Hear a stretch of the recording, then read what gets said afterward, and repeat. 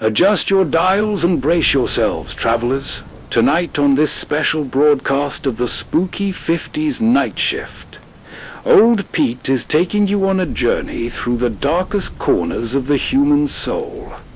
We are about to tune in to a chilling collection of 5 classic radio stories, all centered around macabre pacts, desperate bargains, and the terrible price of greed. Sit tight, because the debts of the night are finally coming due. To survive till dawn, you will spend the night visiting 5 different overnight jobs across the desolation of 1950s America. For our very first shift, we find ourselves inside a vast, empty airport terminal during a relentless rainstorm.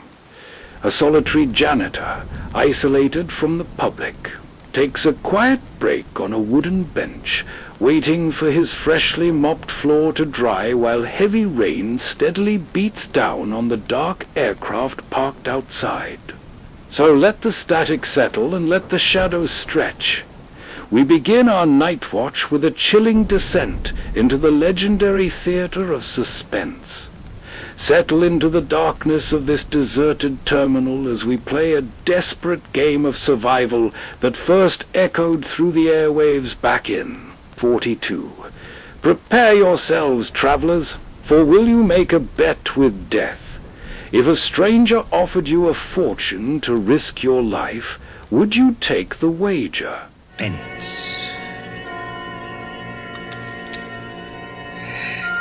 Can a man stake his life against $25,000? Can another and cleverer man track him down like a hunter, stalking his prey and kill him within 5 hours?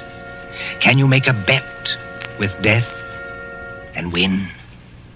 For Suspense, tonight we present Will You Make a Bet with Death by John Dixon Carr.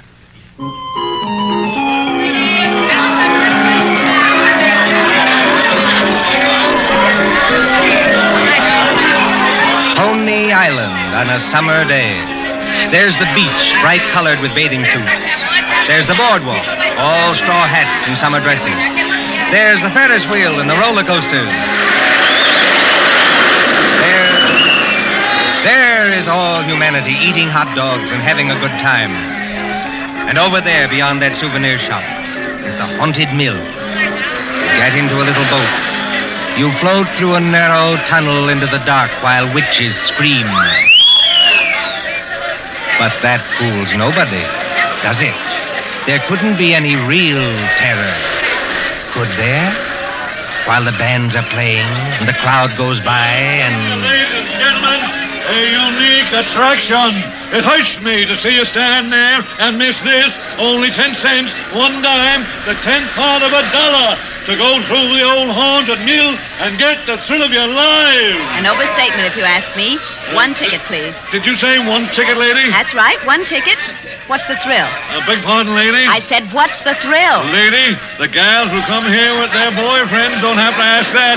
10 cents, please, this way and mind the gate. Thank you. Step right up, ladies and gentlemen. Get your ticket for the old haunted mill, where ghosts will walk and corpses... Give me some tickets. Hurry. Just a minute, young fella. I know you want to get into the old haunted mill, but there's plenty of time. How many tickets? I don't know. You better give me 10. 10 tickets. Do you hear that, ladies and gentlemen? Here's a young fella who likes the old haunted mill so much, he buys 10 tickets. Don't call everybody's attention. Listen, I've got a better idea. Whatever boat comes after mine, Yeah? I'll give you an extra $1 to send that boat through empty. Now, what's the matter, son? The cops ain't after you, are they? No. It's nothing like that. Will you do it? Well, money talks, young fella. Okay, go ahead.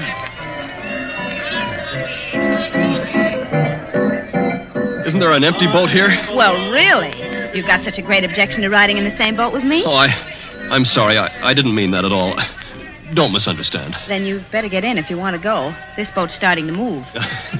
Yeah, I better sit down. You certainly had. Look here, I want to apologize. That's quite unnecessary. This place is rather childish anyway, isn't it? Yes, isn't it? But I've seen everything else, so I may as well see this. Here we go in the dark. What was that? One of the ghosts, I imagine, from a machine. It sounded like him laughing. There isn't anybody in the boat behind us, is there? Oh, I can't see. It's pitch dark. Listen, Miss... My name is Andrews, Betty Andrews. If it's customary to exchange names in a place like this. Mine's Pendrell. Bob Pendrell. Did you say Pendrell? Yes. Do you know it? Oh, no, not exactly. It's an unusual name, that's all. I don't want you to think I'm out of my mind, though I very nearly am. But I've got 5 hours to go. Just 5 hours. At the end of that time, either I'll have won $25,000 or else... Or else?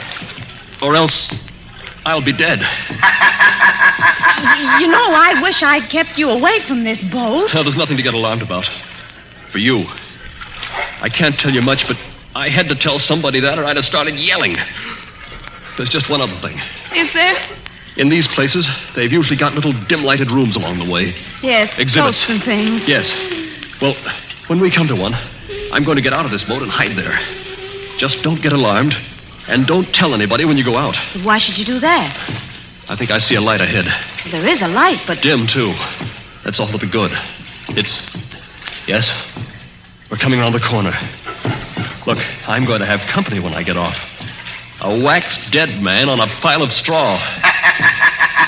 Oh, I hope I can stand these noises. Goodbye, Betty Andrews. I wish we'd met at a different time. Mind the boat! Here, what are you doing? Getting out, too? Don't be an idiot. What's the idea? You need looking after, Mr. Pendrell. And if we must hide, I suppose this is as good a place as any. I won't have it. Quick. There'll be more boats along. Over behind that dead man on the straw. He'll hide us. Hurry. Well... Now, Mr. Pendrell, in the queerest place I ever got into, please tell me what this is all about. I can't tell you. You said it yourself. If you don't tell somebody, you'll go crazy. Maybe you're right. It's against the strict terms of the bet. But this is the last day. And I tell you, I can't hold out any longer. Lower your voice. There's a boat coming.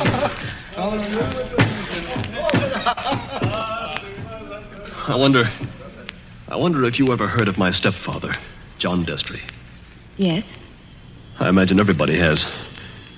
He's a millionaire, and I'm not. I'm just a chemist. An analytical chemist. Not very successful. So if I'd had time, if I'd had money, I might have worked out a process that would have... Well, I think it would have helped in the war. But he's got money. Yes, he's got money. Well, my mother died years ago. This Destry's a big, white-haired, fine-looking fellow. You'd think butter wouldn't melt in his mouth.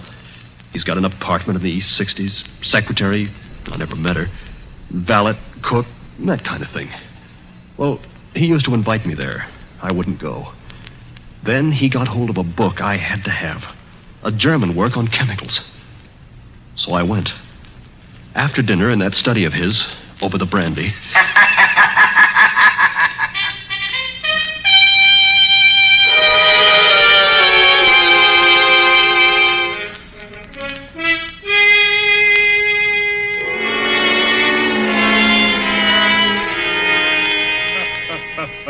Oh, my dear Robert, you're quite welcome to the book. Don't mention it. Oh, what do you think of this brandy, by the way? It's excellent, thanks. Yes, I thought you'd like it. And now that we're all relaxed, comfortable after dinner, tell me something. Yes, Mr. Destry? You hate me, don't you? Frankly, I do. And always have. Good. Then you'll be relieved to hear I've always felt the same about you. But tell me something else. Did you ever know me to break my word? No, I never did. I'll give you that. I asked you, Robert, because I want to make a little bet with you. That is, if you have the nerve, which I doubt. Well, I'm afraid I can't afford to make bets. You were always careless with money, Robert. Well, I've been thrifty. I saw that when your mother was alive. But you can afford to make this bet. Look here, in my desk. Well? $25,000, Robert. $25,000 in 5 $100 bills. And what would I have to bet against that? Your life. What? My life? There's the money in the drawer. Look at it. What wouldn't you give for that money? What wouldn't you give to have it for this precious work of yours that you're so fond of? and that you've failed in miserably. So far I've failed, yes. Oh, I've had a fairly good life as lives go. My heart isn't as good as it might be, but the doctors say I'll last a little while yet. But before I go, there's one pleasure, one little exquisite thrill for me to experience. I want to commit a murder. Yes, I said a murder. My bet is that I can kill you within 6 months, and that you can't stop me, and that I'll never be punished for it. What do you say? Yes or no? I believe you mean that. Of course I mean it. And just how would you propose to kill me? Ah, that would be telling. You know, if I had time to think this thing over... There's no thinking it over. Now. Yes or no? Yes. You must need the money badly, Robert. I do need it. But oddly enough, Mr. Destry, that isn't why I'm doing this. No? No. I want to show you can't play the Lord Almighty and get away with it. Are you challenging me? Yes. You don't think I can do it? I know you can't.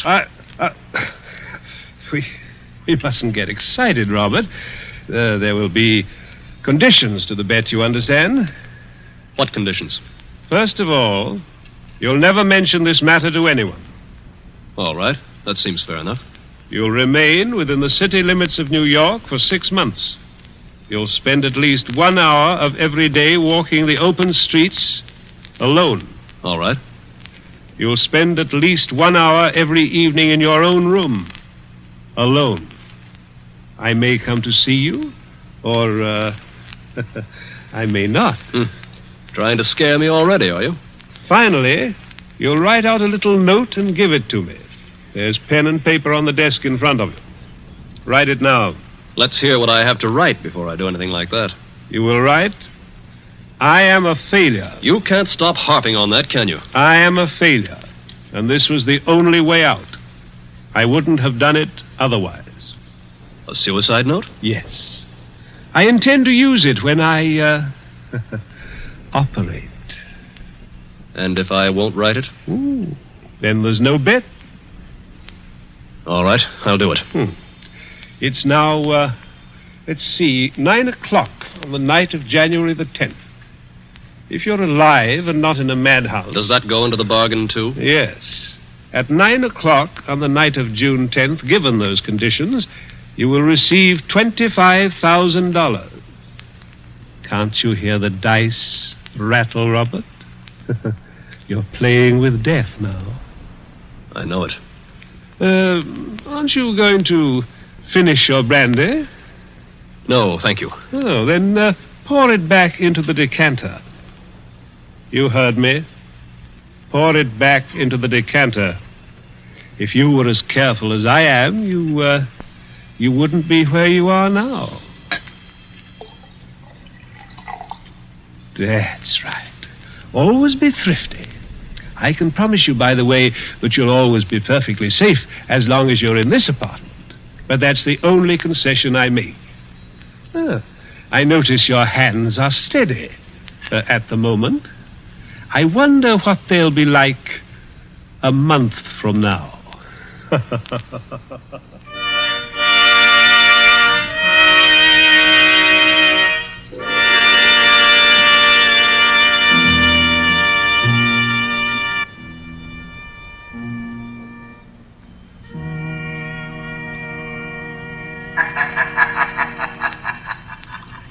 So you were fool enough to make a bet with John Destry.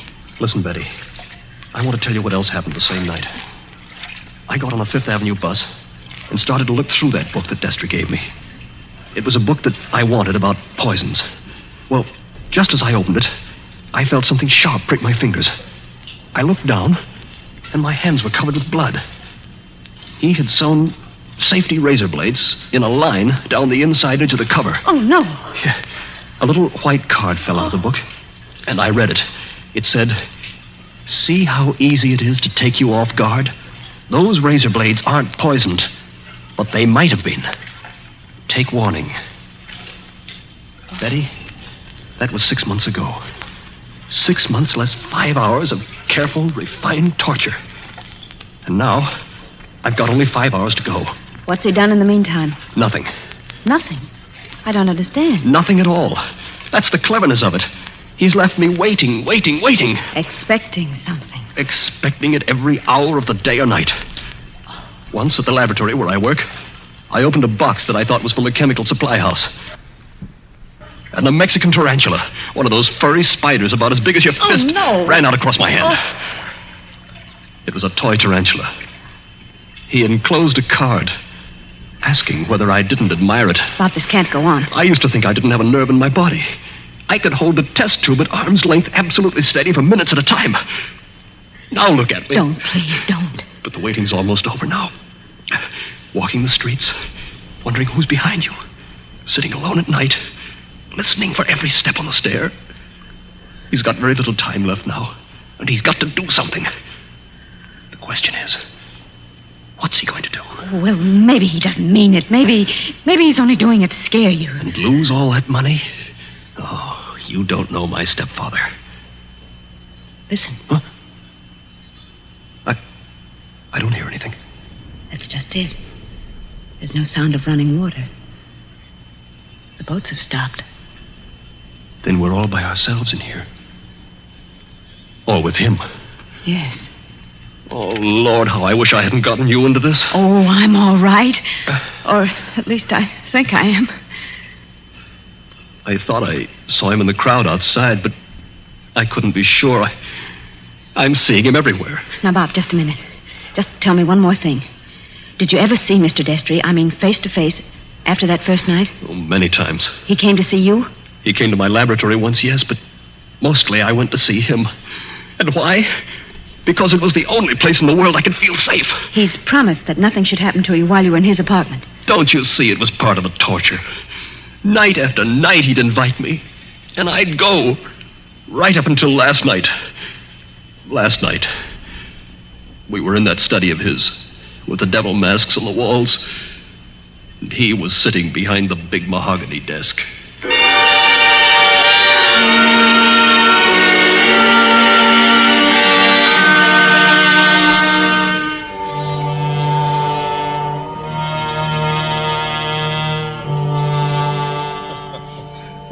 My dear Robert, I'm pleased and even touched to have you here on the last night before you... Why don't you say die and get it over with? Oh, well, let's not say die. No? The clergy contend that we never die. We only change. No. Now let that be a consolation for you. Must you be going so early? There's that 1 hour at home rule to our bet, if you remember. I remember. You're keeping to the rule. Yes, and I mean to beat you at this if it's the last thing I ever do. The last thing I ever do. That's an unfortunate choice of phrase, Robert. My boy, you haven't a chance. Something's going to happen to you within the next 24 hours when you least expect it. Will you answer me one question? If I choose. Have you decided how you mean to kill me? I decided that 6 months ago. And you still think you can get away with it? It's a method which has never been known to fail. I give you my word of honor on that. Is it sudden? Yes, and no. Wouldn't you like to know what it is? Good night, Mr. Destry. I think I'd better be leaving. No, my dear boy, you mustn't go yet. Sit down. Pour yourself a glass of brandy. No, thanks. Then perhaps you wouldn't mind pouring me a little. My doctor allows brandy, though I'm forbidden spirits. I notice your hands are shaking quite a good deal. They weren't like that 6 months ago, were they? No. You were full of confidence then. Oh. And it grieves me to see you waste tobacco by lighting a cigarette and putting it out immediately. Oh, it's no use lying to you. But I'm going to beat you just the same. You wouldn't like to back out now? After what I've been through? You'd still have your life. I'll keep it, thanks. That's very unwise of you, Robert. Still, You must decide. Oh, I was expecting my secretary a little later to dictate some letters. But now, I think I'll leave her a message that I've gone to bed and turn in myself. Tomorrow is likely to prove an interesting day for both of us. Here's your hat, here's your briefcase, and let me wish you a fond, peaceful, and happy good night.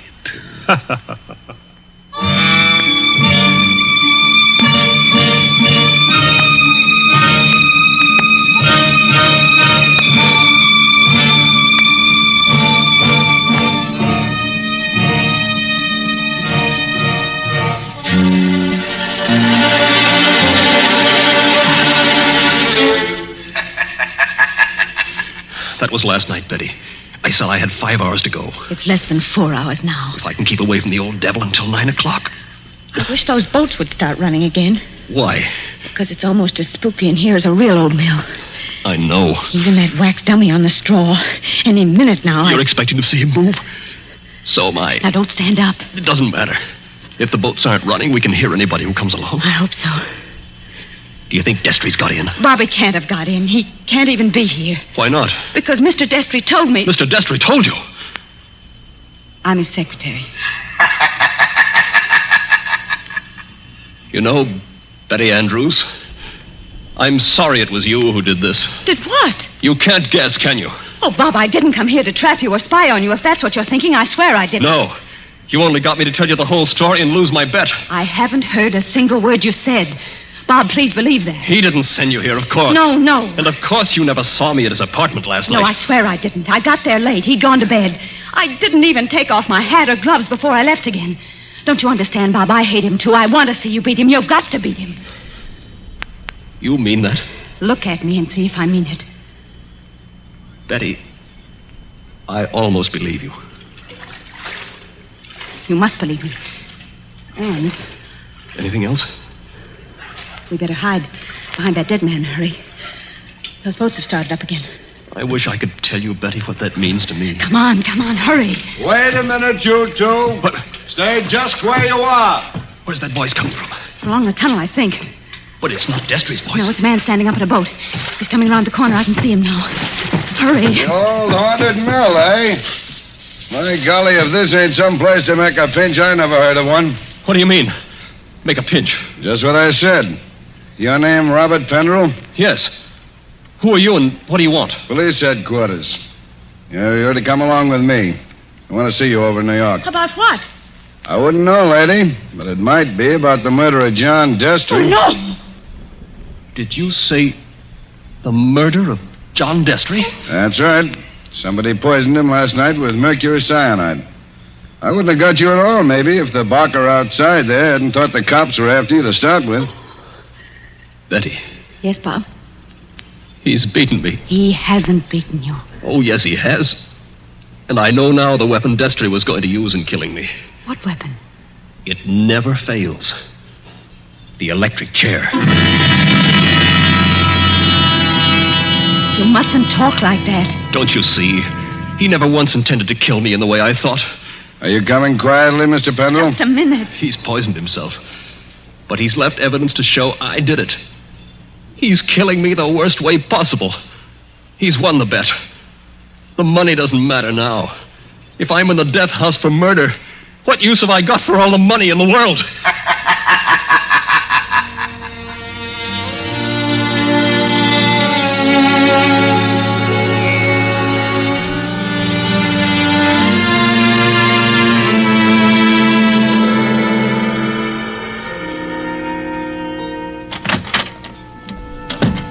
Pendrell, let me introduce myself. My name's Mullen, Inspector Mullen.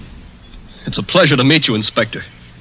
It's a pleasure to be safe again. I've had you brought here to my office for a little quiet talk. You're in a jam, son, and I want you to realize how bad it is. You think I don't realize it? John Destry was poisoned with mercury cyanide administered in a glass of brandy. And only my fingerprints were on the glass besides his own. I can guess. Mr. Destry's body was found this morning lying behind the desk in the study. There was an empty glass with traces of brandy and cyanide. Now, we haven't had the full autopsy report, but the smell of that stuff is pretty distinctive. They tell me you're a chemist, Mr. Penderell. That's right. The boys find that 8 grains of mercury cyanide are missing from your laboratory. Where he visited me a month ago. And in your briefcase, which you took away from his apartment last night... He handed it to me. I remember. We found over $1,000 in cash. Now, take a look at this note. Did you ever see it before? Well, yes. I wrote it. You admit that? Yes. It says, I was a failure, and this was the only way out. I wouldn't have done it otherwise. Where did you find it? Torn up in little bits. You started to write a confession, and then you couldn't face the consequences. But you shouldn't have left the pieces behind. You're infinite, my boy. Unless... Unless what? Now, if you'd like to confess here and now, and maybe we did a little deal about second-degree murder... Oh, Inspector, why bother to string me along? How do you mean, string you along? There's no second-degree murder on a poison charge. It's the death house or nothing. He saw to that. It's too bad you had to go and kill him, son. Didn't you know he had an aneurysm? A what? Fatal heart disease. He said that he had heart trouble, but... Heart trouble? His doctor says he couldn't have lived 8 or 10 months anyway. And you might have got something in the will. So that's why he did it. Did what? Killed himself. You still stick to that crazy story you told the boy? He's going to kill me, isn't he? With 3,000 volts of electricity. Inspector Mullen. What are you doing here, Sergeant? Didn't I say I wasn't to be disturbed? All the same, Inspector, I thought I'd better do it. There's a young lady here, a Miss Betty Andrews. I think you'd better see her. I'll see her when I'm good and ready. And I think you'd better see her, Inspector. We've just heard from Mr. Destry's lawyer. Well? He said that young fellow there, Mr. Penderell, inherits $25,000 in Mr. Destry's new will. Did you hear that, son? Do you see what you'd have gotten if you hadn't gone and killed him? He was keeping his promise, that's all. And a fine lot of good it'll do me now. But look, Inspector, I've just talked to the medical examiner, and he says there's no poison in Mr. Destry's body. Say that again? There's no poison in the old man's body. Somebody's kidding you. An empty glass with the smell of mercury cyanide and a dead man with a congested face behind the mask? What did kill him then? Well, if you'd like to listen to Miss Andrews, Inspector, she's right here now. I think you'd better listen, Inspector. I've been trying to tell you all afternoon. Go ahead, Miss Andrews. I've been over and over it. But until they got the medical report, nobody would listen. Can you tell us what killed John Destry? Yes. Poison killed him. But the sergeant's just been saying there was no poison in the body. Inspector, will you listen? I was at Mr. Destry's apartment late last night. Well, so what? You didn't kill him, did you? The servant said he'd gone to bed. So I looked into the study to see if there were any instructions. Was Mr. Destry dead then? I don't know. I couldn't see his body because it was hidden behind the desk. I didn't even learn he was dead until late this afternoon. But I did see a full glass of brandy. A full glass, did you say? Yes. So I picked up the glass and poured the brandy back into the decanter. That's what he always made us do. And I didn't leave any fingerprints because I was still wearing my gloves. And that was the same glass you later found empty. But you still are not telling us what was the poison that killed John Destry. It was the poison in his own system. He worked out this plot to convict Bob Pendrell. Only just as he stretched out his hand to drink the cyanide... Inspector, I think I see it. It was his last great hour. He couldn't resist such gloating as he'd never known before. That's it. His heart wouldn't stand it, and he fell dead behind the desk. And I think, if you study the expression on his face, you'll find he died laughing.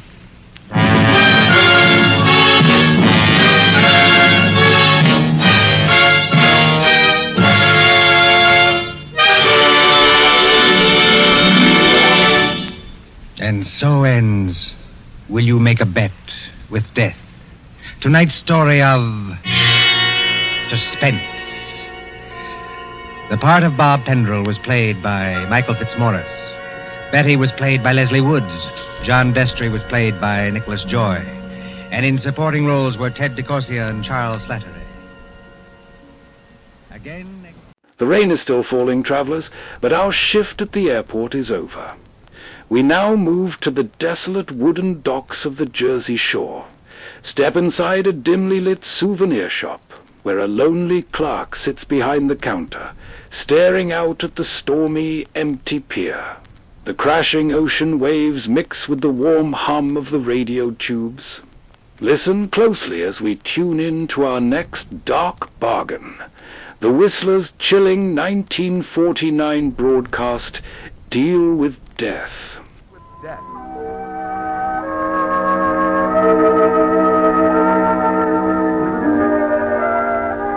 For Scott Rainey, it all began with a question, one that had been on his mind all day.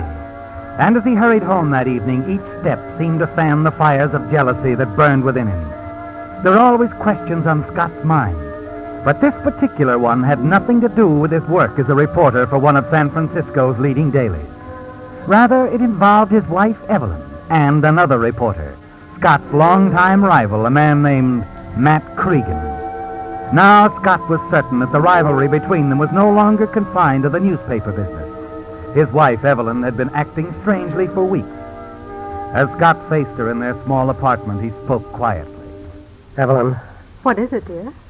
were you with Cregan at the El Prado bar yesterday afternoon? Why, no, Scott. Okay. Okay, Evelyn. Scott, where are you going?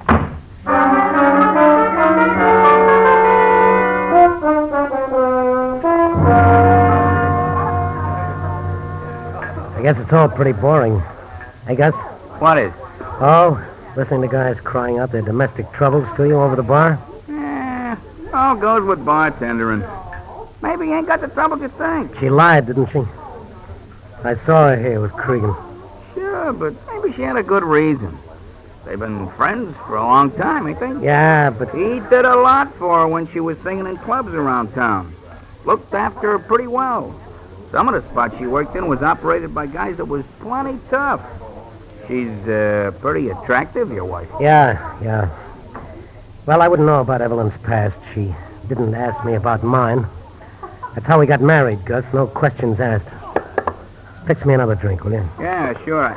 Oh, I almost forgot. About an hour ago, there was a call for you. Any message? Fella didn't leave one. Said he'd call back later. Well, I'm not sticking around much longer. Hiya, Gus. Oh, ow. It's about time. My dogs are killing me. Look, you're supposed to relieve me at 8 o'clock. Hi. Sure, Gus. Only there was a roadblock. Little excitement down on the waterfront. What kind of excitement? Fire in one of them cheap hotels. You didn't stop, find out how it happened? Nah, I didn't want old Gus here to overwork. It's the first time I'd ever bothered you. I think I'll go down and have a look. What do I owe you, Gus? You already caught the last one. Always on the beat, huh? A reporter is only as good as his last hot story. This one ought to be hot enough anyway. A fire. I'm sorry you came.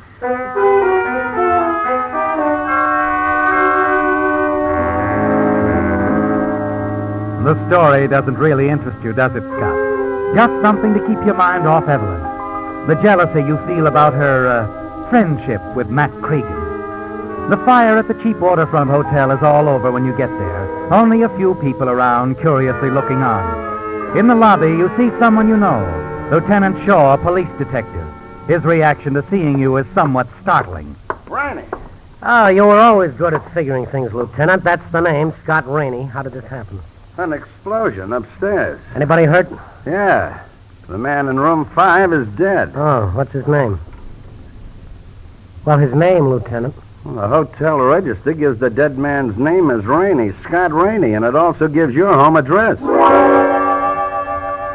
You stare at Lieutenant Shaw, then at the hotel register that he hands you. Your own name leaps up at you from the pages. And you wonder what it's all about. Who wrote your name there? And why? Tell you what I think, Scott. That explosion up there was premature. A booby trap that went off at dress rehearsal instead of the regular show. I don't get it. You might have, right in the neck. You could have been the intended victim. Somebody figured on getting you up to that room. But why? Well, that's the tough part. The rest is easy. There's enough evidence left to convince me it was a rigged-up deal, wires connected to the wall heater. Hey, wait a second. Huh? I got a call tonight. Gus's bar. Some guy said he'd call back. Maybe he never got the chance. He may be the guy who was setting the trap, only it went off in his face. He was probably going to get you over here in a phony tip. What was he after? Was he trying to kill me? Frame me? What? Listen, Scott. Maybe this sounds crazy to you, but I have an idea. How about playing dead for a while? Playing dead? Just keeping out of sight for a day or two. Give us a chance to dig deeper into this thing, figure out what it's all about. Yeah, but a couple of guys know I'm not dead. Gus and Al, the two bartenders at the El Prado. Oh, we'll handle them all right. The person who'll do the worrying is the one who planned this thing. Let's not give it away until you think it over. Oh, here they come. Duck into this room. I'll talk to the other reporters. Go on inside. Well, hiya, boys. What can I do for you? Anything big to this waterfront fire, Lieutenant? How come you're looking into it? Not a homicide, is it?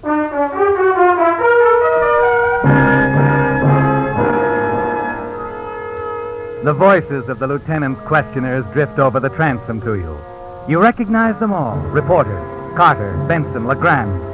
And then one voice cuts through, the most familiar one of all. What leads us? It's the voice of Matt Cregan, isn't it, Scott, your old rival? Have you made any identification yet, Lieutenant? Maybe we have, Cregan, but whether we have or not, we aren't ready to release anything. Well, what name was the guy registered under? We're not revealing that either. So, you know, huh? Okay, have it your way, Lieutenant. I can wait. Not worried about being scooped by your old pal? What do you mean? Scott Rainey. Oh, no, I'm not worried. Or isn't he a pal? Funny he isn't around. Yeah, it is. Nah, he probably will be. Sure. Maybe so, Lieutenant. Maybe so.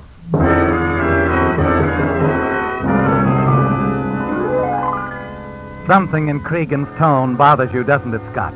He isn't worried at all. You're sure of it. And suddenly you've made up your mind about something else. When the other reporters have gone, you have an answer ready for the lieutenant. I've decided to string along with you, Lieutenant. I'll play dead for a while. Just tell me what to do. You don't do anything, Scott. Just keep out of sight. The body will remain unidentified. We'll let whoever did this sweat a while. He might get careless, make a mistake. When we break the case, the story is all yours. Okay, Lieutenant. But the story is only part of what I'm after.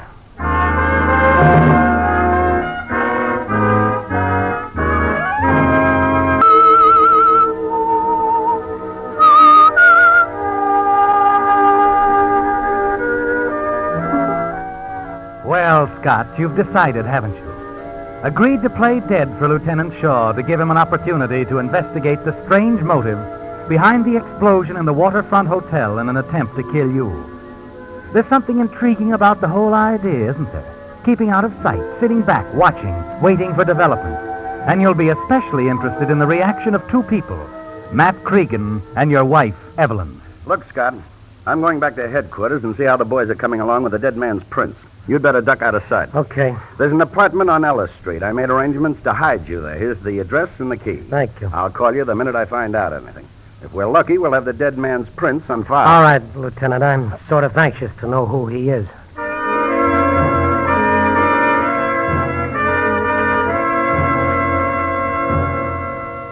It's important to you, isn't it, Scott, to know who the dead man is?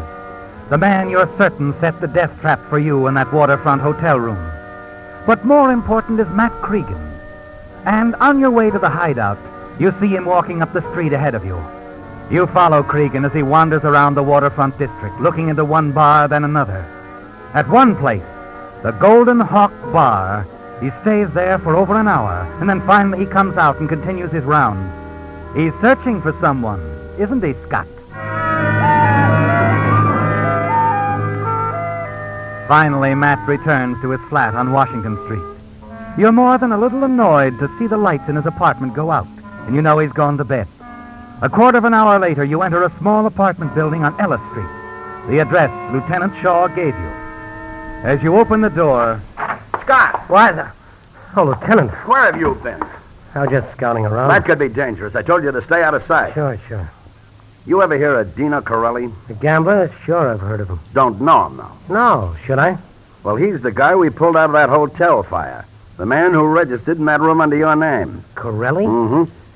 Lieutenant, I thought Corelli was still up at San Quentin. Got out a couple of months ago. Been floating around town since then, picking up odd jobs here and there. You think somebody hired him to set that trap up for me tonight? Could be. Hey, wait a minute. That doesn't figure. Corelli was a gambler, a big gambler, not a trigger man. Corelli was a big man once, but when he got out of prison 2 months ago, he was just another guy, a nobody, and without dough.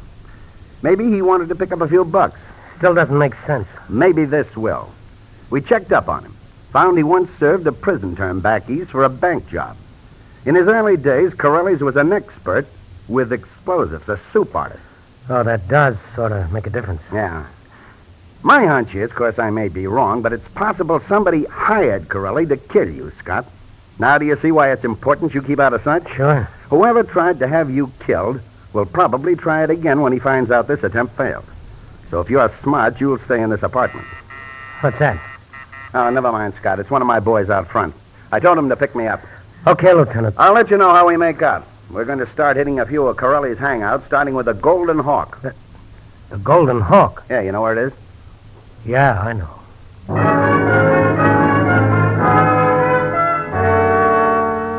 It's beginning to add up, isn't it, Scott? The Golden Hawk Bar, one of Corelli's hangouts. And that's where Matt Cregan went tonight, looking for Corelli. You're sure he's involved in the attempt on your life, aren't you, Scott? You're certain Cregan's in love with your wife. But there's no proof of it yet. And that's what you need, proof, before you can make your move to handle Cregan in your own way. You pick up the telephone and dial. Too dangerous for you to leave the apartment, so you're going to need someone to help you. The sort of help that a police informer like Jerry Harris can give you. Hello? Hello? Oh, just a second, will you, baby? Hello? Jerry, this is Scott Rainey. Oh, hiya. What's up? Don't let anybody know you've talked to me, Jerry. Got a little job for you. Well, look, pal, I'm sort of tied up at the moment. Baby. Well, this can wait till morning, but that's all. Morning, huh? Well, I got some things on fire for tomorrow, pal. I don't think I'll be able Still on to... parole, aren't you, Jerry? Yeah. Why? There are certain things guys on parole are not supposed to do, Jerry. You get what I mean? I think so. What do you want me to do? Nothing that could hurt you. Just tail a guy, Matt Cregan. Cregan, the reporter? Yeah. Let me know what he does, where he goes, who he sees. That's all. And keep your mouth shut. Okay. Keep in touch with me at this number. Lafayette, 8971. Have you got it? Yeah, I got it.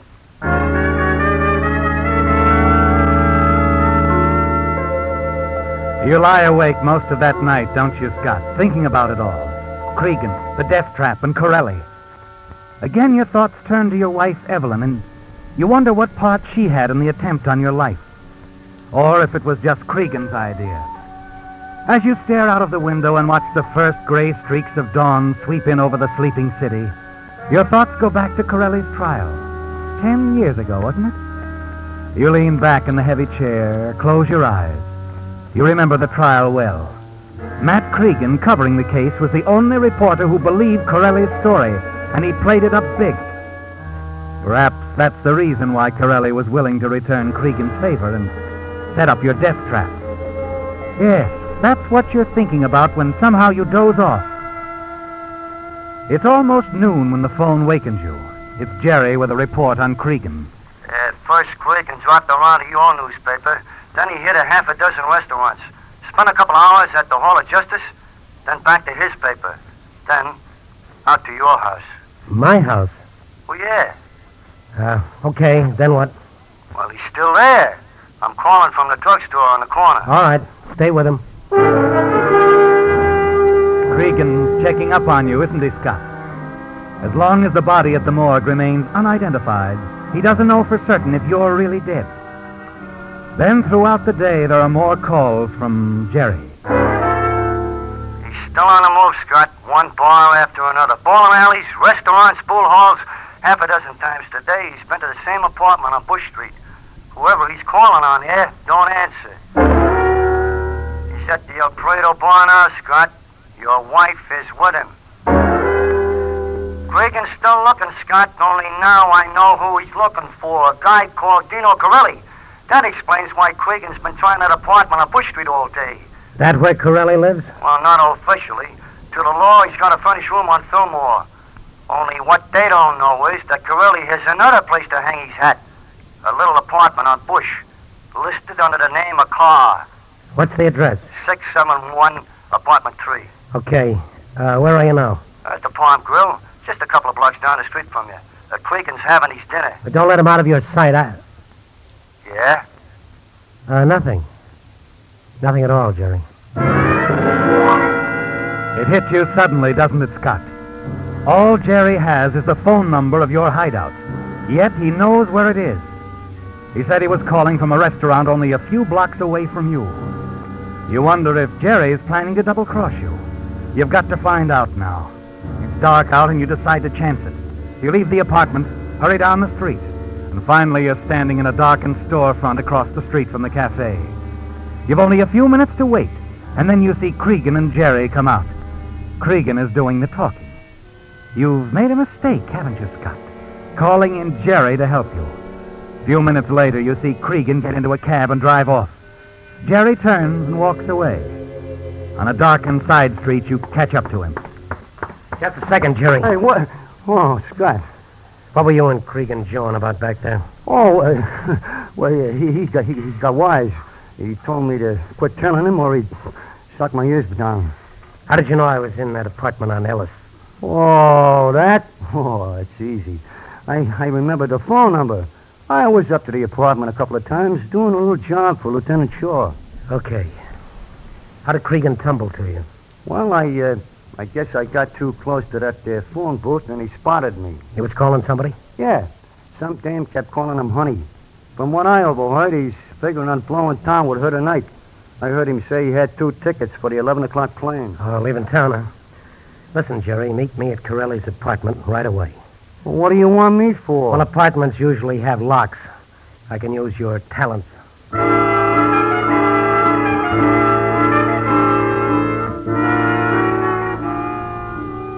Jerry opens Corelli's apartment easily. You search the place thoroughly, but there isn't a single clue here to link Cregan with Corelli. All you find is a .45 automatic. You slip it into your pocket, glance at your watch. Only 2 hours left before Cregan catches his plane. And you're pretty sure you know who the second ticket's for. There's nothing else to do, is there, Scott? You've got to face him, have it out, before he gets away. Shortly before 9:30, you enter the apartment house where Cregan lives. The hand in your pocket tightens around the gun as you hurry up the stairs, and you wonder what he'll say when he sees you. He's in for a shock, isn't he, Scott, when he discovers you're still alive. And then as you reach for the doorbell at his apartment, something you hear stops your hand in midair. A laugh. A woman's laugh coming from the inside. Well, Scott Rainey, boy reporter. Hiya, sourpuss. Come on in. I've been looking for you. What? Yeah, wanted you to be the first to know. Right now, I'm the happiest guy in the world, Scott, and I owe it all to you. I knew that'd break your heart. What are you talking about? Hey, honey, look who's here. Well, hello, Scott. You remember Vicky Grant, don't you, pal? You should. You introduced us a couple of months back. Remember, I twisted your arm? Oh, yeah. Yeah, I remember. Say, you're just in time to have a going-away drink with us. Going away? Sure. Vicky and I are getting married, pal. Come on, have a drink. Let's bury the hatchet. Tonight, I love everybody. Even you, sourpuss. Don't mind him, Scott. Mac keeps telling me you're the best reporter in town. Of course he is. Hey, look, Scott. To show you my heart's in the right place, I'm going to give you a tip. You heard about that fire in the hotel on the waterfront? Fire? Yeah, the police say they haven't identified the body, but I know better. I also have a few good contacts at the morgue. The guy's name is Corelli, Dino Corelli. Oh? My spies also tell me he's got a little hideout on Bush Street under another name.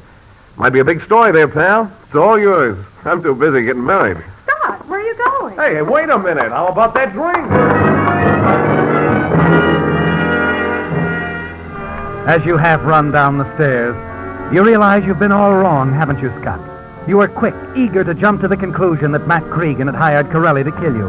Certain Matt wanted you out of the way so he could marry your wife, Evelyn. But it hasn't turned out that way, has it? You had it all figured out, and you were completely wrong. As you reach the street, you realize, too, that now you'll have to start all over, that you're no nearer to the answer than you were last night. Back at the apartment on Ellis Street, the hideout furnished you by Lieutenant Shaw. You paced the floor for hours, trying to think it out, struggling to find the motive behind the attempt on your life. And then... Yeah? Jerry again. After I left you in Corelli's apartment, I played a hunch and went over to the Golden Hawk to see if Corelli and Cregan ever got together there. Well, it seems not. But Corelli spent most of his time talking to some dame. Oh? Know who she is? Well, the bartender ain't sure. But he heard Corelli call the dame by her first name several times. What is it? The dame's name is Evelyn. You still there, pal? Yeah, I'm still here. Well, what now, Scott? Scott. Now, one more thing, then I won't need you anymore, Jerry. Call up my home and tell my wife that Corelli wants to see her at his place right away. Don't give her the address. Yeah? Don't tell her who you are. Just give her the message and hang up. Okay, but I don't get it. No, I guess you don't. But I think Evelyn will.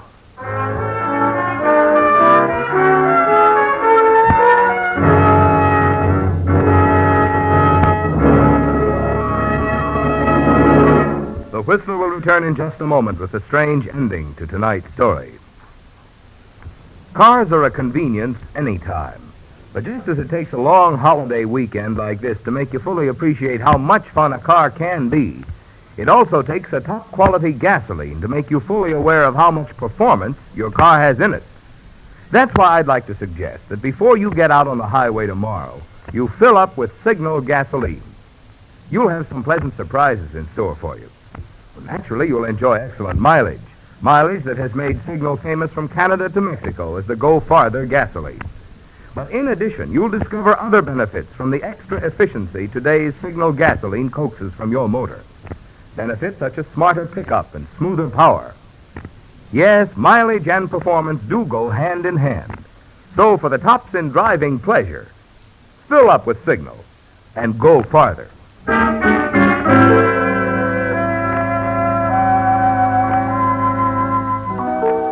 All along, you were certain that Matt Cregan was involved in the attempt to kill you, weren't you, Scott?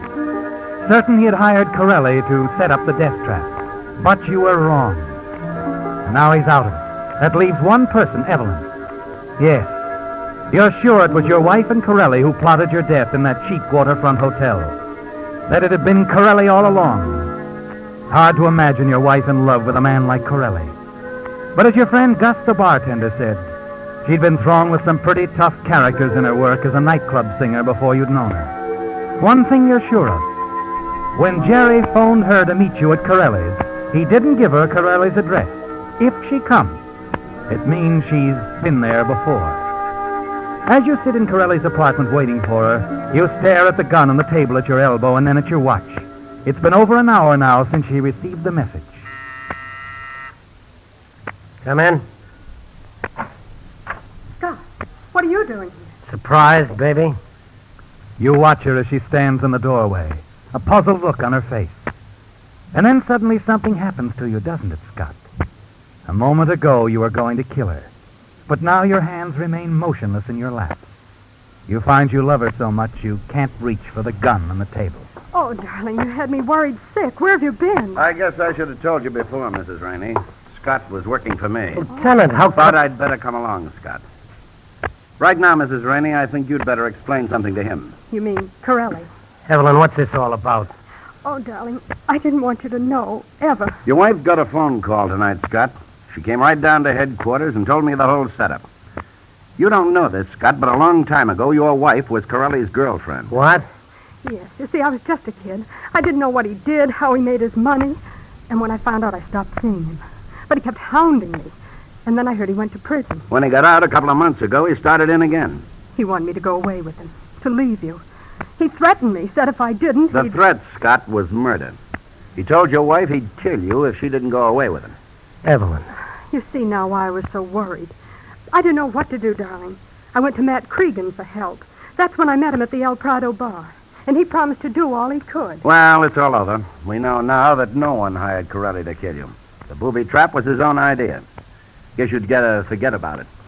But I still don't understand, Lieutenant. That phone call I got tonight to come to Corelli's. Who? I think you can forget about that, too, Mrs. Rainey. It was probably some crank's idea. Wouldn't you say so, Scott? Yeah. Yeah, Lieutenant. A crank. Some, poor dope.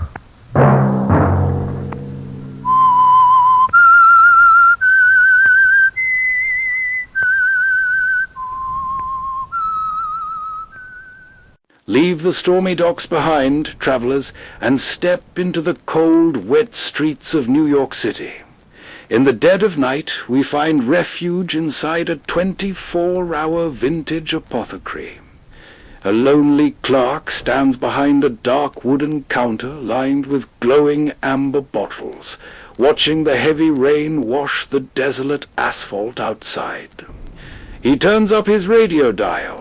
Listen closely as we open the creaking door of Inner Sanctum Mysteries for the Devil's Fortune from 1949. El Fortuna Diablo, the Devil's Fortune. Floodwaters rise slowly to choke off all life in the shaft.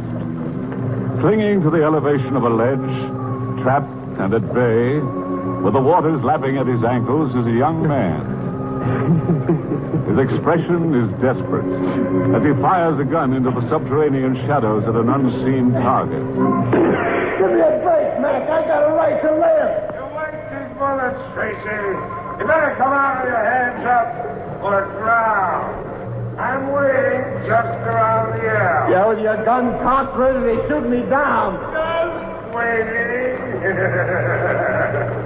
Take all the time you need making up your mind, Tracy. Choose the way you want to die.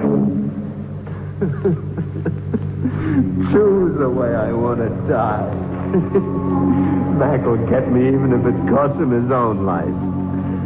Mac happened to me in a furnished room across the border in El Paso.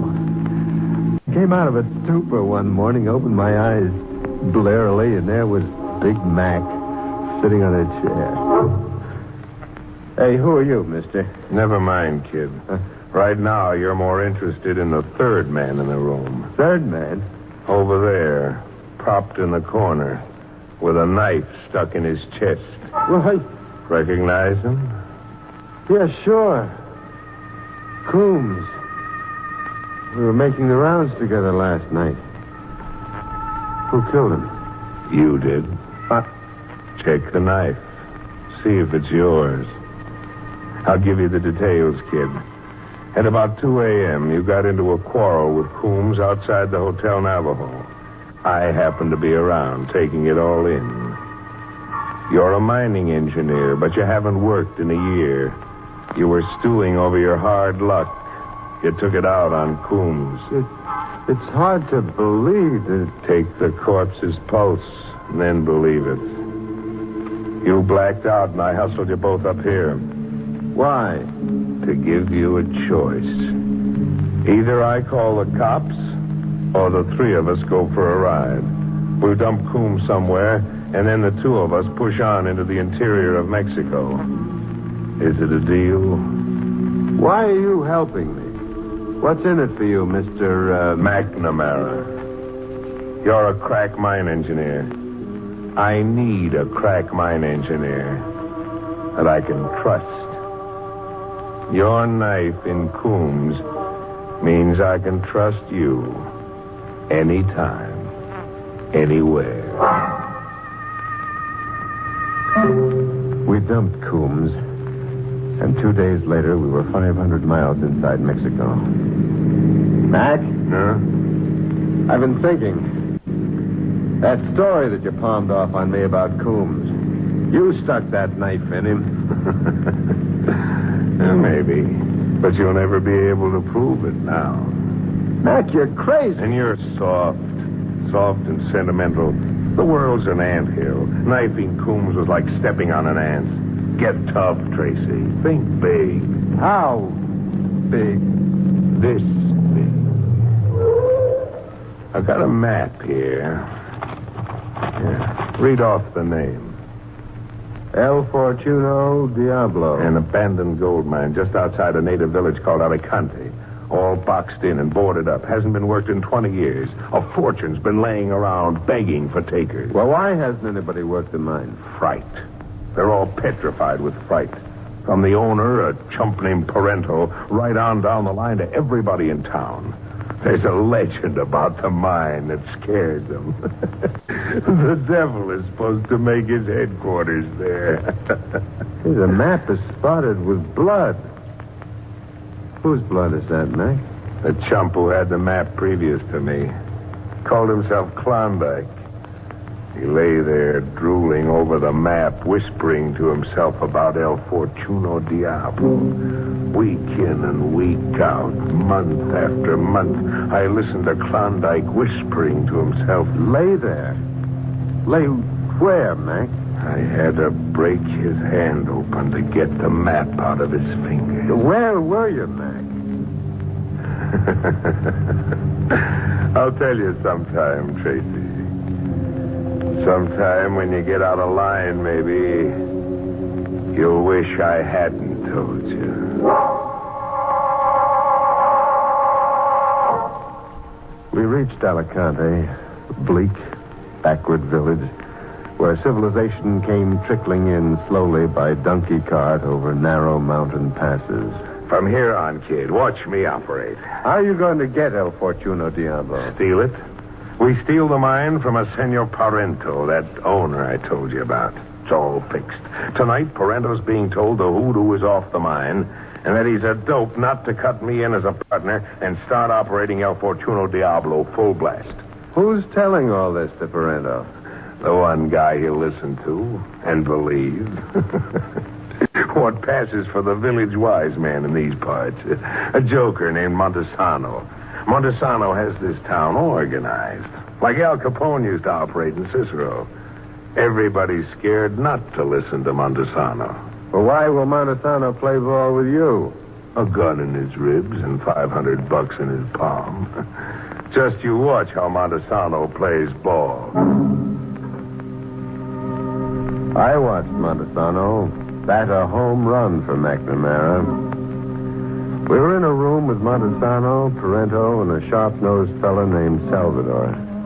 Salvador acted as a sort of bodyguard, advisor, and local technical expert to Parento. You will work the mine, Parento. You and the Senor McNamara. Boy, they're legenda del Diablo. The curse is no more. When your father was killed, he put the 20-year curse on El Fortuno Diablo. And now the time is over. Boy, the mine. They will not work the mine. In all Alicante, I can find nobody to work the mine. You will tell everybody in Alicante and in the mountains that Montesano say it is good to work the mine. Machinery trickled in by cart over the mountain passes. Fearful workers grumblingly responded to Montesano's call. The shafts were rebuilt. The mine began operating. At the end of the first week, McNamara played his trump card. He stole the mine. It was Sunday, the day off. Parento and his man Salvador had just left a conference with Mac. Mac was laughing. The kind of laugh that meant he was grinding his heels into an anthill again. Happy days, Tracy. You've pushed your master plan another foot forward, huh? Oh, my old Tracy.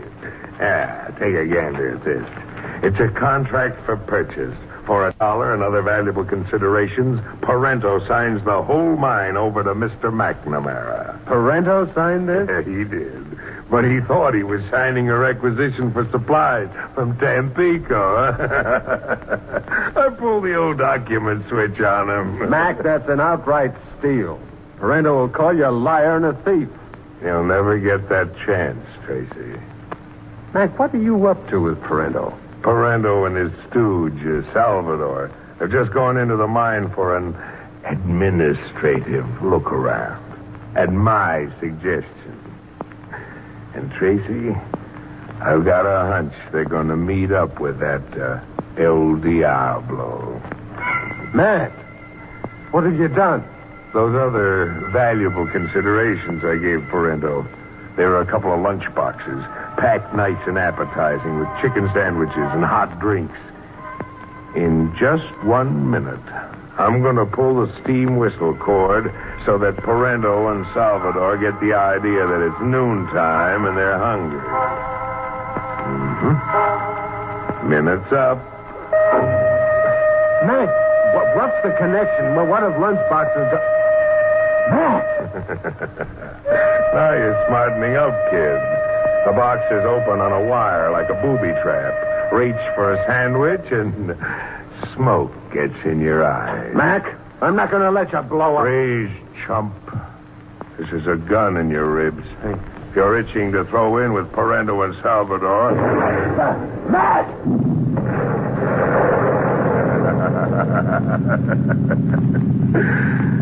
Parento and Salvador got hungry.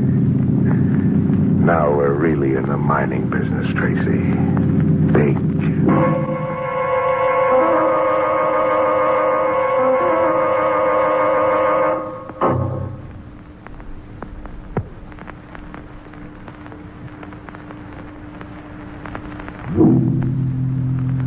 When the bodies came out of El Fortuno Diablo, Mac and I were out walking. The idea was the Sunday explosions happened mysteriously while we were away. That night at the hospital, I talked to the local doc. Poor Parento. We didn't even find enough of him to make a decent burial. Oh. Blown to bits. And Salvador? Well, with Salvador, it was a miracle, Senor Tracy. Salvador lives, but not his face. Now, when the bandages come off one day, it will not be the face of the Salvador we knew. Just like his mind, poor Salvador left his face behind him in El Fortuno Diablo. Parento blown to bits and Salvador with his head swathed in bandages. McNamara's master plan was going great. Now the mine worked full blast, round the clock, day and night. Montesano was on hand when needed, telling everybody the hex was off, keeping the men in line for Mac. The men were working overtime, but so was the accident emergency bell connecting the shaft to the shack we supervised from. The bell meant an injury, or worse. Tracy, if it's another casualty, I'll fry somebody in oil. We're running a mining operation, not a hospital. It wasn't a hospital case this time. It was a case for the coroner. In the mine shaft, face upward, with his eyes fixed and unwinking, lay a miner, Miguelito. All of a sudden, Senor Miguelito, he let out a cry and dropped to the ground. I live 1,000 años and I never forget Miguelito's cry. What killed him, Tracy? Well, nothing apparent, Mac. No wound, nothing. Shock, I'd say, from the look on his face. It was El Diablo. El Diablo come before Miguelito. His face is black and standing from the side of his head, I see horns. Not that line of talk, Manuelo. You're scaring the men. Scared men don't mind gold. Senor McNamara, is it true? It was the devil who come before Miguelito. See, look there to the ground. The Diablo left his footprints. We looked, and there, clearly defined in the soft dirt, was a print.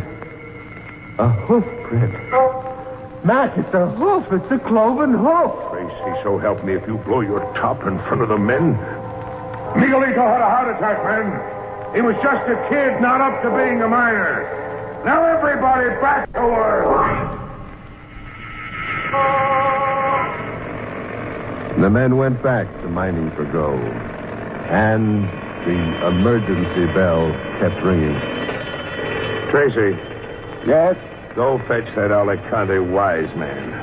Tell Montesano the men need another spiel about how the devil has called it quits and the hoodoo's off the mine. As the devil called quits, Mac? Tracy, you blow your top and I'll blow your head off. I'm here to mine gold. If I have to kill every mother's son of yours and work the mine myself. How do you explain the 4 murdered men, then? Bad hearts, the 24-hour shift. Maybe the men got to brawling among themselves down there. It's easier to blame a killing on the devil than face a murder rap. Now what? That's the fire bell. Fire, Mac. Another omen of disaster. Your gold mine is going up in smoke.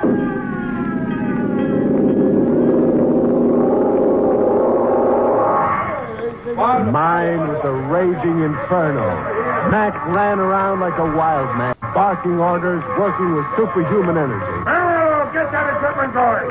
Beat the fireman and I'll double everybody's pay. Hey, Arthur, you let the fire get out of control and lose your mind, and I'll sing every living one of you a farewell lullaby with this. Mac was threatening them with a sample submachine gun spray. He meant mass murder, and the men knew it. Yeah, you're slowing up, man. Maybe a little music will give you more inspiration. It was an impossible task, but the men got the fire out.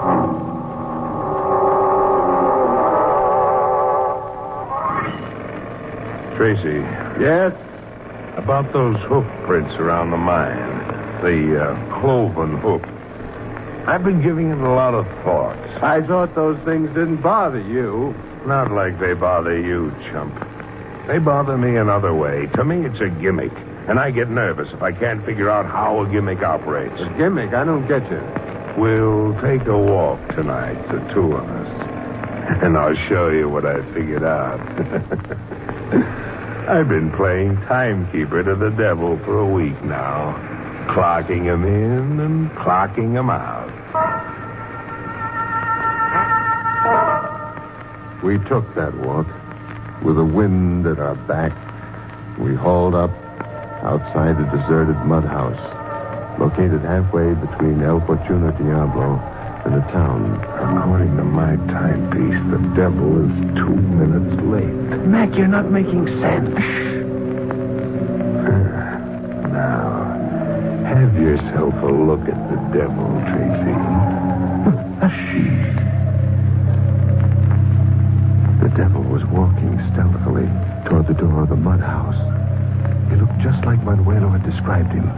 Black from head to foot, horns rising from his skull, and feet formed into hooves. We watched him, and he came after me. I ran in panic into the mine. Here, in the trap. The waters are rising. Mac's around an L somewhere in the tunnel, waiting in ambush. And I have got a choice. Drown or meet Mac's bullets head on. Tracy, your time's running out. Mac, I got a right to live. You laughed to Manuelo, and he spread the word.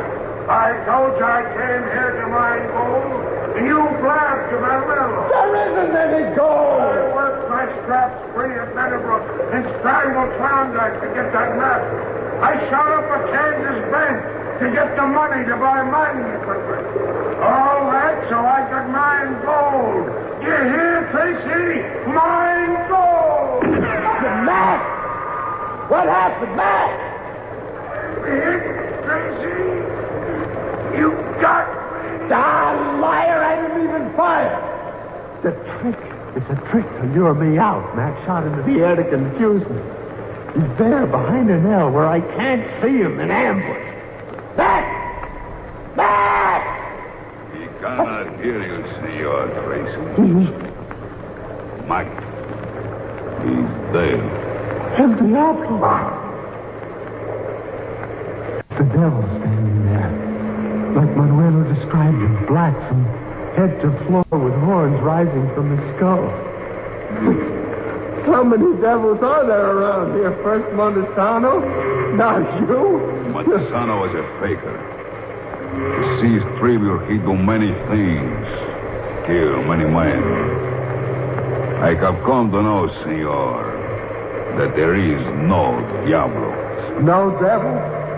You're not standing there, huh? But I am real, senor. Behind this face, I am Parento. Parento? They couldn't even find enough of you for a decent burial. For Salvador, they could not find. In the hospital, the doctor agreed that Parento will drive the devil from El Portono Diablo. And the police agree Parento will be their deputy. You killed Montesano and McNamara? Si, senor. What is so funny, senor? McNamara. I was thinking of Mac's master plan. He never figured that booby trap he planted in your lunchbox would blow up in his face.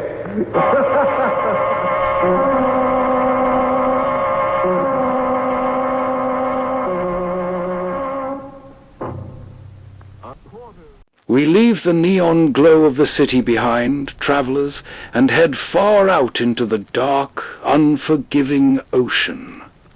Our next shift takes us to a desolate offshore oil rig, surrounded by churning black waves. High up in a cold steel control cabin, an isolated engineer sits among his blueprints, watching the storm through rain-streaked glass. He reaches for his glowing radio dial. Brace yourselves for the 1943 lights-out classic Money, Money, Money. 2 cents, 3 cents, 4 cents, 5 cents, 6 cents, 7 cents, $2, $3, $4, $5, $6, $2 million, $3 million, $4 million, $5 million, $6 million.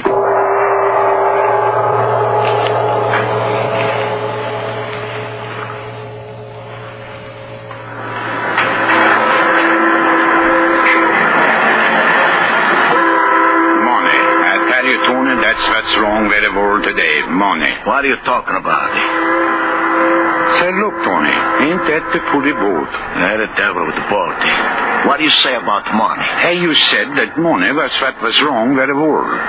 Fellas get a lot of money, and then they want more of it. They get that, and they want more, and pretty soon that's all they think about is money, money, money. Yeah? What do you think about that? Money. So what are you talking about? You don't understand, Tony. Hey, you don't understand yourself. All the time you talk. Go away, let me alone. No, Tony, don't get sore. I was only talking. That's what's wrong. It don't make no sense. Money's what's wrong with the world. You fool, you crazy in the head. No, by Jiminy, I ain't crazy. I tell you, it ain't right. The man who works hard with his hands and don't think about money all the time can't have what he want to have. Yeah. What do you want to have, eh? A farm, Tony. A little farm. What do you say? Yeah, a little stock farm. Someplace good, like Wisconsin or maybe Minnesota. I say something funny, maybe? Farm, That's funny. That's not funny. For 13 years I work on the ship and I have to save my money for farm. I don't like the money. I just want a farm for my wife and my kids. And then... Yeah, I know. Not in 29, the bank she's go bust and you back where you start. Eh, actually? I tell you, Tony, it ain't right. I work so hard, and my wife and my kids. They wait for me to bring the money to buy the farm so we could all be together. Oh, shut up. I don't know why a smart guy like me wastes time with a dumbbell like you. Just because I work on the same ship with you don't mean I gotta listen to you shoot up your mouth all the time. But I've worked so hard. So what? Ain't a work gonna make a man rich, it's the break. Yeah, it'll break. Oh, I'm the best deep water diver in the whole Pacific. So what? I never get the break, so I'm still eating a ship, a slop, and a walk in the docks. Yeah, Tony, that's what I say. Someday, when a man works hard... Oh, shut up. You don't know what you talk about. You gotta get the dough, big dough. And you can't get a big dough with working. Someday the break, she's gonna come my way, and then Tony's gonna be a big shot. Tony ain't gonna take nothing from nobody. I'll grab that dough any way I can get it. No, Tony. Money, if it ain't honest, don't make a feller happy. You lunkhead. I'm telling you, when I get a chance, I'm gonna get that dough if I have to make the devil my brother. I tell you... All right, sailors, move on. No bumming around the docks. Yeah, officer, we go. Fat belly. What's that? What's that you said? No, officer, he don't say nothing. That is Mr. Tony, officer. He's the best deep water diver in the whole Pacific. Yeah? Well, if he said what I think he did, he's going to be doing all his diamond in the cane for about 30 days. No, believe me, Officer Tony, he don't mean nothing what he says. He's a good man. Shut up and get out of here, the both of you. Come on, Tony. And tell that big-mouthed diver friend of yours to get a job and dive out of town or I'll run him in. Look, cut out this heart. No, Tony, please. You come this way. We don't want no trouble. Shoving me around. Me, Tony. Best man we ever put on a diving rig. We go have something to eat, eh? Shoving me around. Monishes don't make no difference, eh? But I didn't say that, Tony. I said that work. Well, the devil will work. Money, that's what you gotta get. Any other way but Gary. Gary and you, they eat out your hand. They kiss your feet.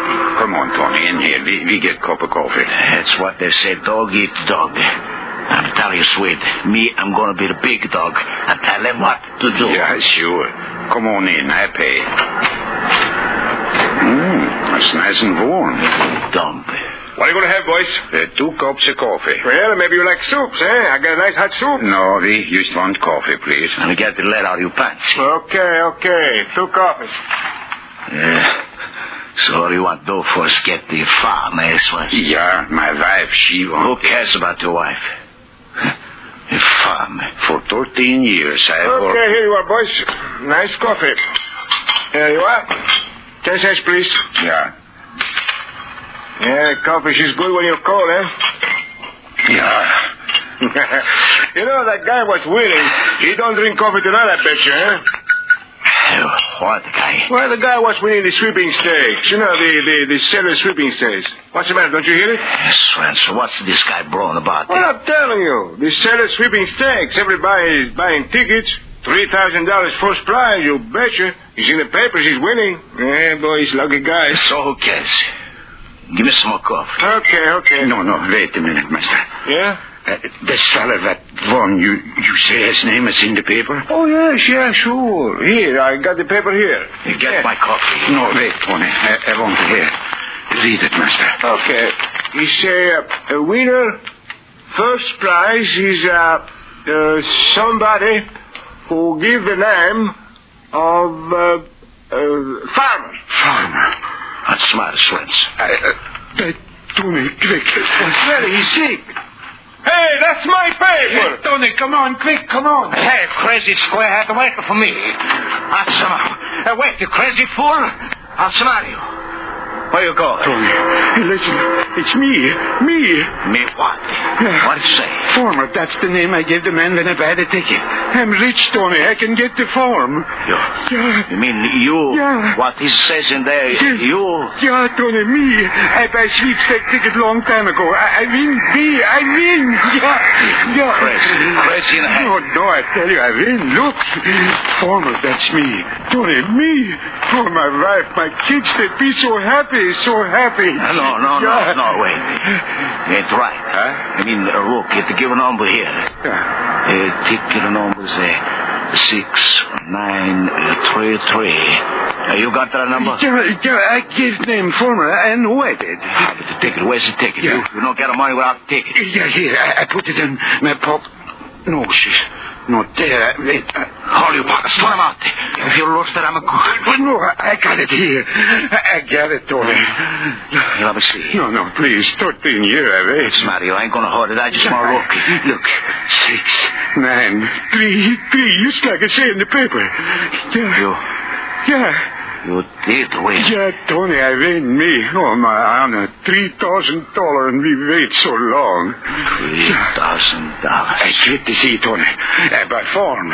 Oh, my honor, my kids and me will be the happiest people in the whole world. $3,000. I buy the best farm in all Minnesota. Come on, Tony, I go get my money. No, wait. If you don't go now, it's pretty late. But my money. But no, I tell you, they be cross now. You better wait till tomorrow. No, I can't wait. 14 years I wait. I got to get money. But they're going to be close, I tell you. Now, come on. We go on down dock and see what is the first about it. Boat? Sure. So right away tomorrow quick, when you get at the door for the ticket, you can catch a boat home to your wife and the kids. Yeah. That'd be good, eh? Oh, yeah, Tony, yeah. Oh, my friend, I'm going to be so happy. All my life I've worked so hard. And now, $3,000. $3,000. When I give you what you need, Tony, you were my friend. I want you to have something, too. Hey, well, come on. Let's get down to the dock. Yeah, sure, Tony. Anything you say. We go look at the ships in the water. Then I get my farm. I won't get to seeing such things again, eh, Tony?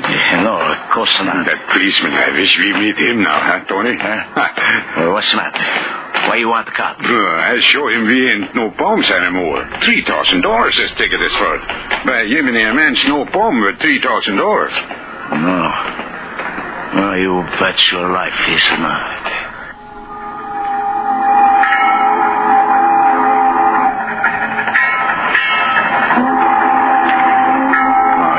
She looked pretty. Yeah. She's deep right here. I don't care how deep the water is as long as I'm on top. You swim? No, that's a funny thing, isn't it? Yeah. 14 years a sailor and I couldn't swim. Well, there's plenty of other fellas like me. And anyway, the man, he don't have to know how to swim to work a farm. Ah, that water, she's so dark and pretty. Swenson. Yeah? Let me look at the ticket. Ticket? Here's Swipster. Oh, you think maybe she ain't good, Tony, huh? Yeah. I know she's good. Right away, when I heard that fella say the former win, I know that's me. Here, Tony, there it is. See, it say former on it. That's me, see? Lean over it a bit there. I can't see. Yeah, sure. You see the numbers? That says 6, 9...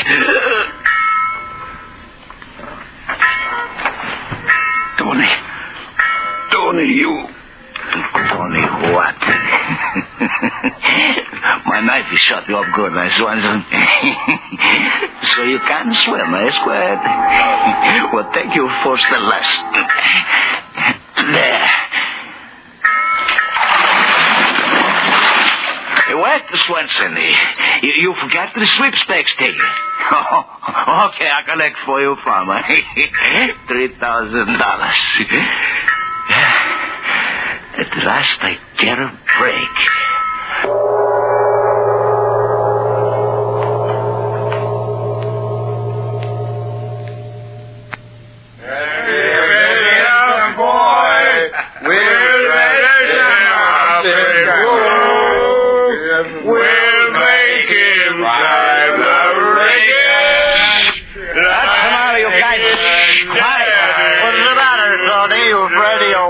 Shut up your mouth. I ain't afraid of no buck. Excellent, pal. Oh, Tony, the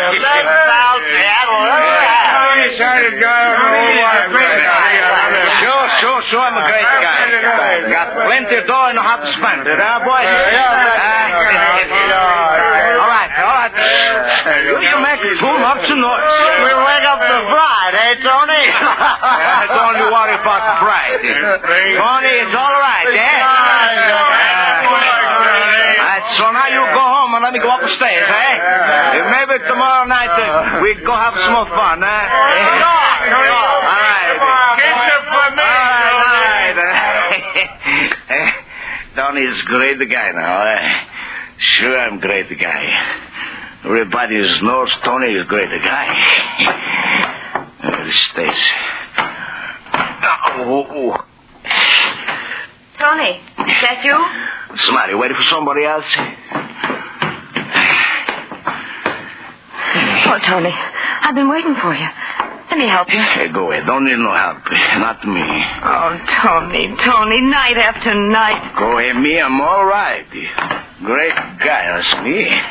You're spending all your money on those drunken fools. Shut up your mouth. Oh, careful. I told you I don't need no help from nobody. Tony, he takes what he wants. Shut the door. Yeah. Now come here and give a great guy a kiss. No, I... Come here, you come. No, wait, Tony, listen. Don't want to listen to nothing. But, Tony, the man said that... Man? What man? The man that was here. He's been here 12 times since midnight looking for you. Midnight? Who was he? What did you want? I don't know. He wanted you. Oh, Tony, I was so afraid. Afraid?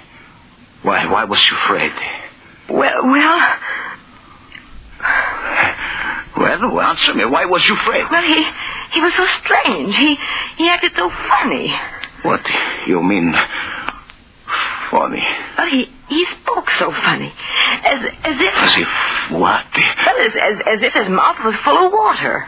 You try to make a joke with Tony, eh? No, Tony, no. I'm not fooling. Really, I'm not. He said that...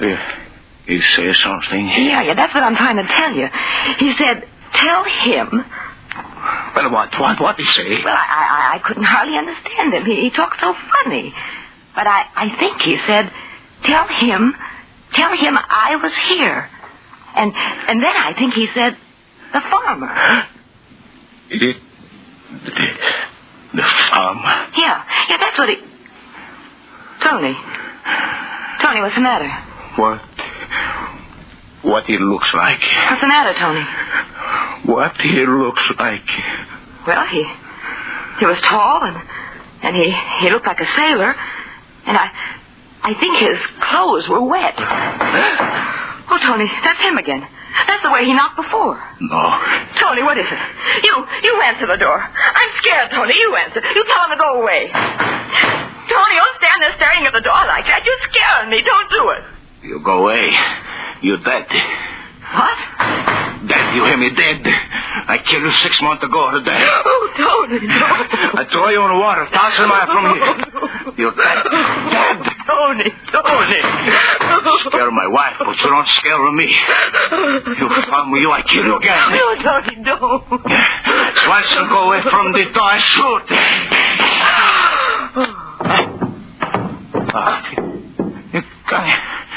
Connie, I don't want to shoot you. I shoot him through the door. Connie, get up. Connie. Open up. Open up in there now. Open up. Connie, I don't want to kill you. What's him, Connie? Him. Open up now. Open up. It's the police. You, Swanson, you think you got me, eh? You think you got me in a hot seat, eh? No, not me, Swanson, you squarehead.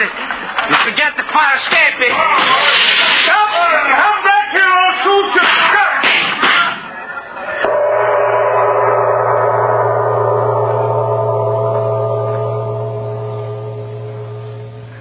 Listen, Mike. You gotta help me. You got me. No, take it easy, Tony. Take it easy. Every cop in the town, you shot me down like a dog. Well, you killed one of them. What do you expect? I'd kill them all. Nobody can stop me. Nobody. Oh, Mike, you're my friend. You gotta get me out of town. How much dough you got? I got nothing. You lie in your teeth. You won the sweepstakes in Frisco, didn't you? Sure, but I'm going to tell you, Mike. No. Listen to me, cop killer. They got every road, every depot, every dock in this town covered. If it's free you want to get, then it's money it's going to cost you.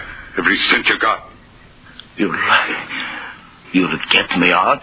So far out, there ain't a cop in the world can get you. Listen, at midnight tonight, the SS Probus is pulling out to go down through the canal and then over to the coast of Ireland to go hunting for gold. Gold? Are you crazy? Watch your tongue, me bucko. Gold, I said, and gold it is. Only they're going under the sea for it. What? You heard me. Under the sea. $1 million in gold in the hold of the Tanya, sunk by a sub. And these boys are going there to dive for it. Dive? Yeah. And if you decorate the mahogany in front of me with every cent you got in your pocket, you'll be on board that ship. You hear that, Swenson? You diving for gold. $1 million. And me, I'm going to be on the board.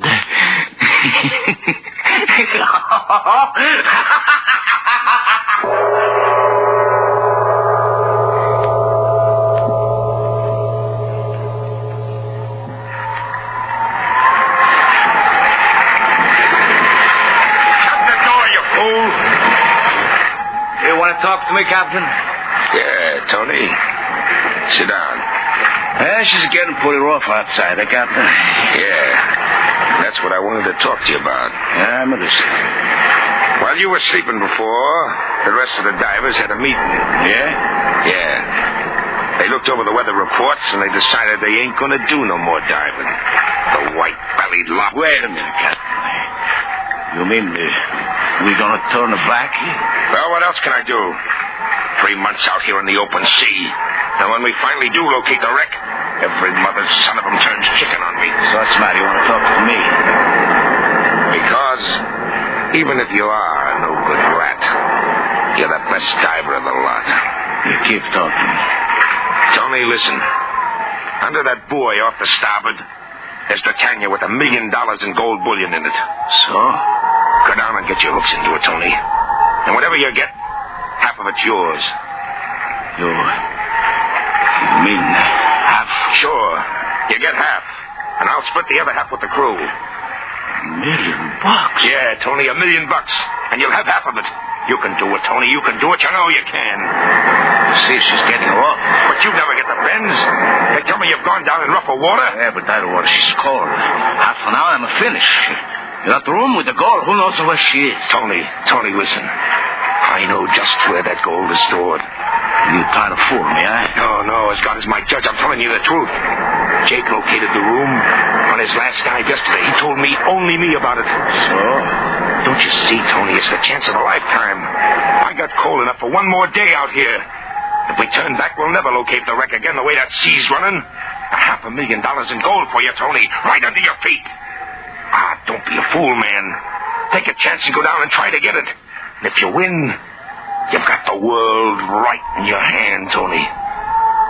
Well, will you do it? The world. I'll get away from him. Huh? Him? Who are you talking about? Who's talking to you? What are you sitting there for? Get me a rig. Get the pumps of gold.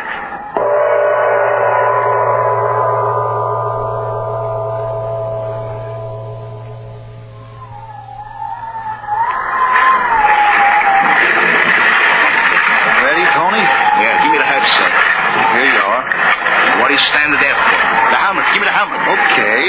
Hey, Captain. Yeah? What's the matter? I told you to keep it deck clear. Only the men I want. The rest to go below, or I don't dive. All right, Tony. All right, you men. Get below. Every white bellied one of you. Go on. Here, hold up the helmet. I want to try out the phone. Hello? Well, why don't you answer me? Okay, Tony, I hear you okay. Here's the valves. Okay, I'm ready. Put the helmet on. Okay. Hurry up, you mugs. Hey, get them boards tight. You think I got all day? All set, Tony. Okay, put me over the side. Watch that pump. I'll come up and cut your heart out.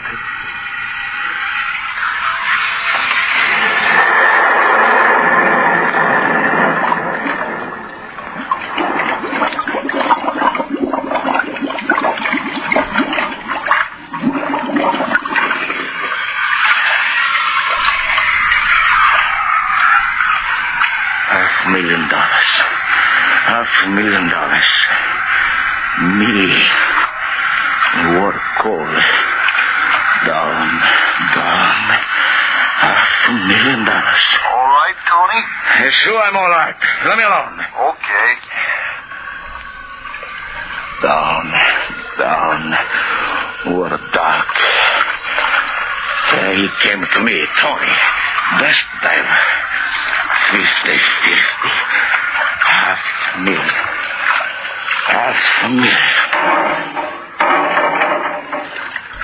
Listen up there. I'm on the bottom. You hear me? Tony, listen. Captain says hurry up. Squall coming up. Tell the captain if he take me off before I give a signal, I cut his heart out. But, Tony... Shut up and let me alone. Me. $500,000. Captain said gold was inside the door. I bet. $500,000. At the door, the captain said, me and the captain are 50-50.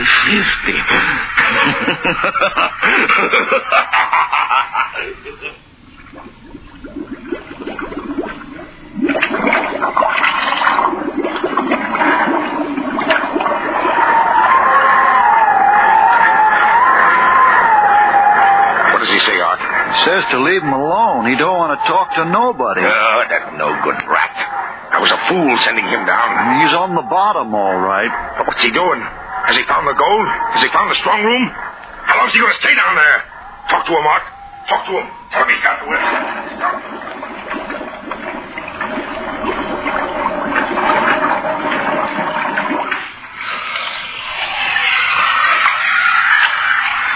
And Captain said he would be right over there.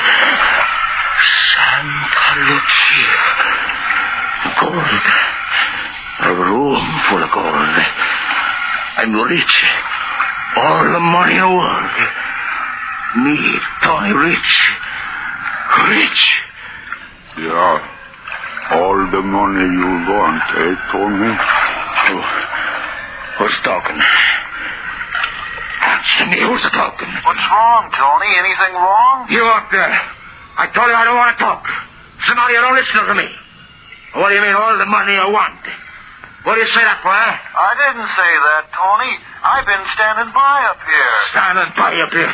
Wait till I get up there, I'll show you standing by. Wait till I get this headset connection with my feet. I think you so you don't bother me no more. No. Wait, Tony. The captain says that... So, now talk. Now talk all you want, you sourface.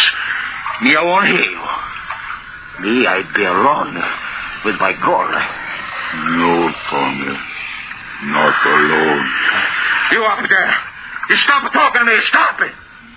I'm gone here, Tony. With you. Who says that? I broke connection. Nobody can talk to me. Nobody. I will talk to you, Tony. I got much to talk to you. It's in my head, that's what it is. In my head. Not in your head. Look straight ahead. Suspense. You know me, Tony? And me in the water almost a year? No. Close to the window in your helmet. Oh. You don't like what you see, Tony? My wife, my children, they wouldn't like it either, would they, Tony? Away. Go away. No. Don't be in a hurry, Tony. We got plenty time. Plenty. I worked for 13 years. You remember, Tony? 14 years for farm. Now I don't work no more. I used to wait for you. You. My hair. You take away my wife, my kids, my life. Now I take a little air, Tony? You steal that air. Now I take off your helmet and come in with you, Tony, my friend. I come in. No.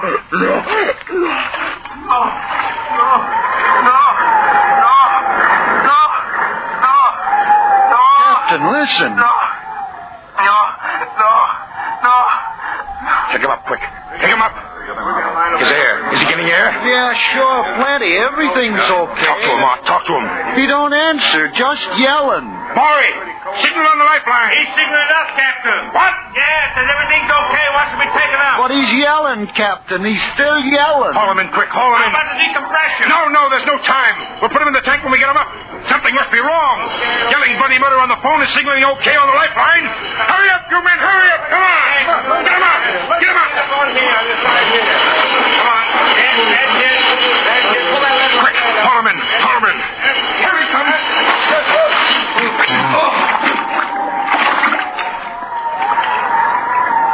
He's not there. It's not him. It's something else on his line. Captain, look. His airline, it's been chewed through by teeth.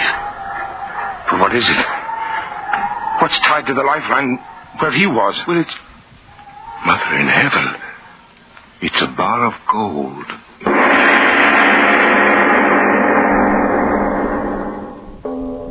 We leave the crashing waves behind, travelers, and head high into the dark, foggy mountains.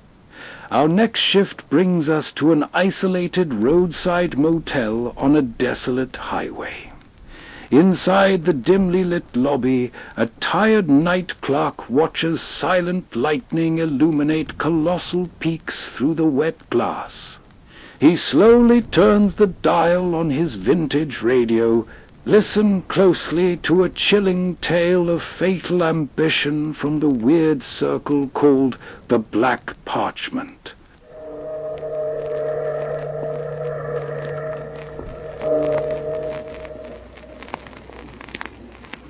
In all this malevolent world, there cannot be one who is more accursed than I, Raphael Roland. For I must decide within the next few moments whether I should die in order that someone else might live. Time was when I wanted to die, but the mocking gods had their little joke, and so I lived. But now it is so hard to die, for I am rich and powerful, and even the library of my home in which I sit reflects my glory. This is no time to die. Then my life should have slipped from me. That night when I walked along the banks of the Seine, penniless and broken and lonely. The voice of the Seine was a soft voice, and it beckoned to me, promised me peace. Then my life should have slipped from me. But the mocking gods had their little joke, and I was interrupted. Why was I ever interrupted? Oh, what's that? Someone's in trouble. Where are you, man? Speak up. Here. Just get a room. I believe it is. Help me. Help me, or I will be swept away by the current and drowned. Hang on, old man. I'll be at your side in a moment. Catherine, we're off. Oh, do not slip when we will both be lost. I'll manage. Now, grab hold of my arm. That's it. While I cling to this boulder. I am too weak. Try now. There, I have your arm. Don't worry, I'll get you up. There you are. Now, do not talk, old man. Catch your breath first. You have saved my life. Saved your life? Yeah. Well, yes, I did, didn't I?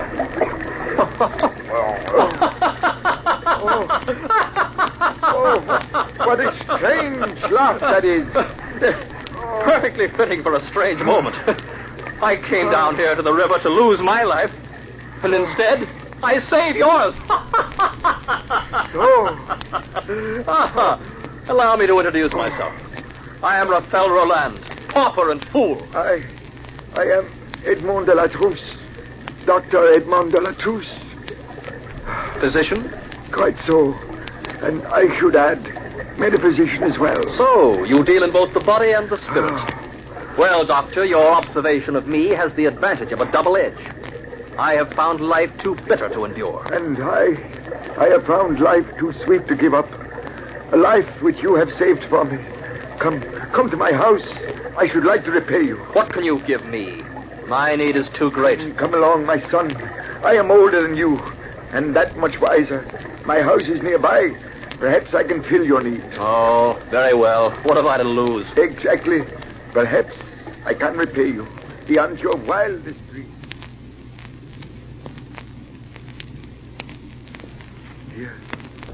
Here we are. Let us both rest for a while. I'll sit down for a moment. You are distressed, and I am tired. Now we must relax and talk. I have nothing to say. Listen here, old man. You promised me something if I would come to your house. Give it to me and let me go. In due time, my son. How can I decide what to give you if I don't know what distresses you? I have nothing to say. You can be at ease with me, Raphael. As you said yourself, my observations have the advantage of a double edge. I am both doctor and metaphysician. My cures have the same advantage. Well, I really have nothing special to say. Speak up anyway. Tell me why you wanted to destroy yourself. I guess because I am by profession a fool. Go on. I'm the poorest and loneliest man in the world, and of my own doing.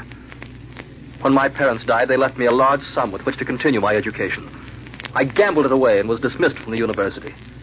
I found myself without money nor with any special gifts with which to earn it. Well, I cannot condemn you, Raphael. It has happened before. And tonight, Jeanette, the woman I loved and wished to marry, rejected me. Why? I promised her that I'd stop my gambling. I was down to my last franc, and this morning I bought a ticket on the national lottery. And it infuriated the young lady? Enough to break our engagement. And now Jeanette will marry someone else. You are indeed unfortunate, Raphael. Now do you see why I scorned you when you offered a reward? What could you give me? Riches? Position? The woman I love? Perhaps I can. I think you're joking with me, Doctor. One glance at your house tells me that you're not very wealthy. Do not be fooled by your surroundings. I could have all the money I wish to have, but I don't care for riches. I'm interested only in knowledge. I shall prove to you that I am not speaking nonsense. What are you going to show me? The instrument by which you too can gain riches and power. I shall give it to you as a reward for saving my life. Here it is. This parchment. Spread it on the table. What? How can that piece of black parchment give me what I want? Naturally, you doubt it. You are young and you still have much to learn. See the inscription burned into the parchment? Yes, I see it, but what does all this mean? The language is Sanskrit. Let me translate it for you. I suppose I'll have to endure this travesty until the end. Go on. He who possesses this parchment wills his life to it. Should he desire anything, all he must do is wish for it. The wish will be granted. But with the granting of each wish, the parchment will shrink, and when it disappears, the owner will die. What? You poor, tired old man. You must have exerted yourself all too much in that river. Laugh if you wish, but take the parchment. Oh, I'll take it, Doctor. I shouldn't want to hurt your feelings. Perhaps I can sell it and earn myself a franc or two. Or perhaps I can use it as a doormat to wipe my feet on as I go in and out. I took the parchment and fled from his house. Inside my own room, I threw the parchment down and sagged into a chair. Within me, mixed emotions fluttered about. Did the parchment represent a devilish joke or a great metaphysical truth? I suddenly became insatiably curious. I spread out the blackened skin.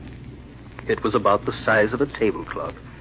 I laughed at the thought of it, growing smaller and smaller as it consumed my life with each wish I made. And then... Now, who could that be? Come in. Ah, so you're back, monsieur. Well, good evening, Madame Boulard, my dear, dear landlady. Now, don't you mix me up with your pretty phrases. I've come to speak to you very frankly. Do tell me. Well, I'm listening attentively. I want the rent. The rent? Oh, now you can wait for that a day or so longer. Can't you, Madame Boulard? I have waited long enough. But I can get the money for you easily. In fact, all I have to do is wish for it, and it's yours. Monsieur Roland, you are a nuisance. Either you are brooding or you are hysterical. In fact, I can get all the money I want by just wishing. Then you better make a wish before morning. I intend to have you evicted tomorrow. Oh, don't trouble yourself. I'll make the wish right now. I wish to have 7 million francs.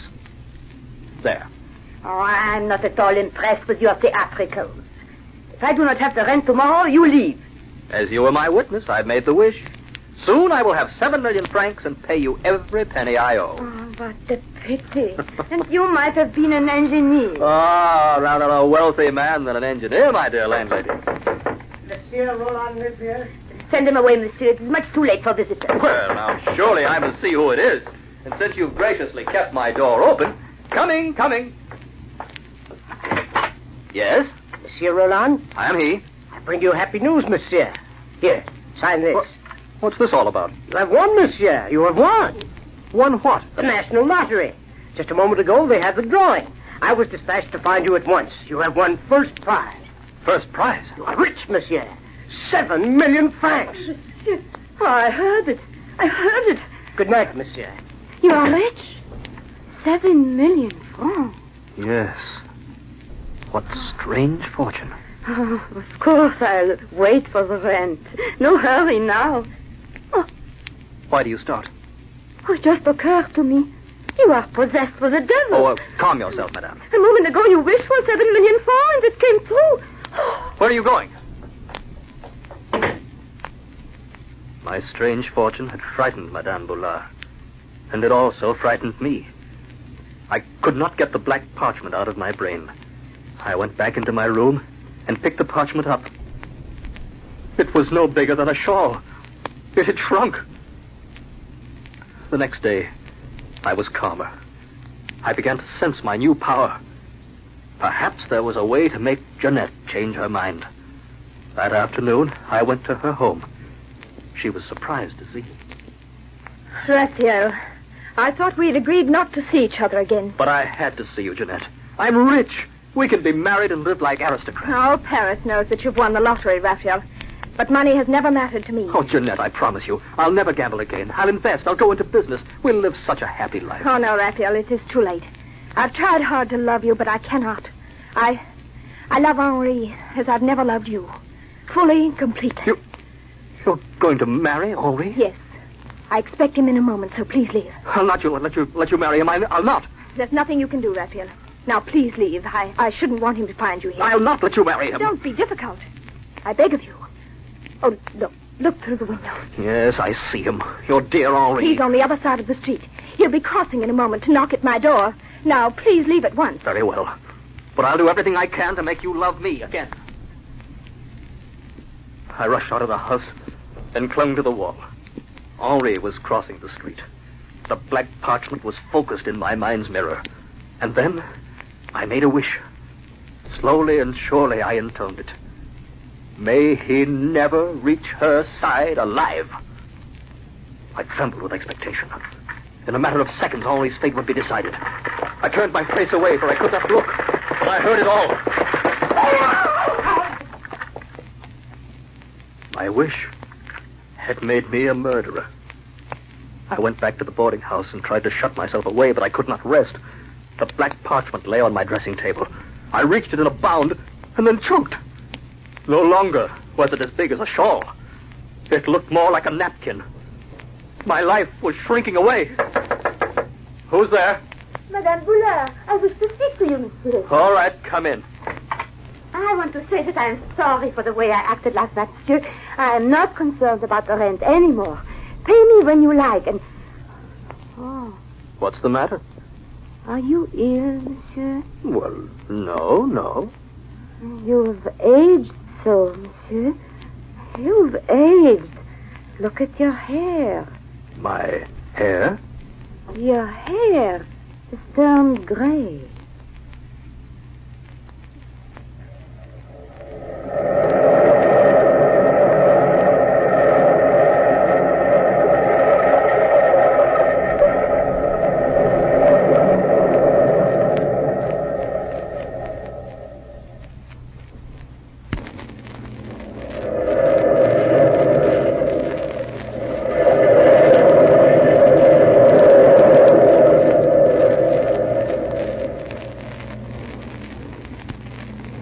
A few days later, my composure returned, and I went to see Jeanette. She sobbed, and I comforted her. She spoke cheerfully of Henri. Raphael, even though I'm very lonely, do not come to see me. But why not, ma chérie? Because it will rouse false hopes in you. Is there a truer hope than the hope of our eventual marriage? That is it, Raphael. I shall never marry you. Ah, do not be so certain, Jeanette. In a few weeks, months, who knows how you will feel? But I know how I feel. I do not love you, Raphael. I shall never marry you. Now, please, for the sake of both of us, please, Raphael, do not come east.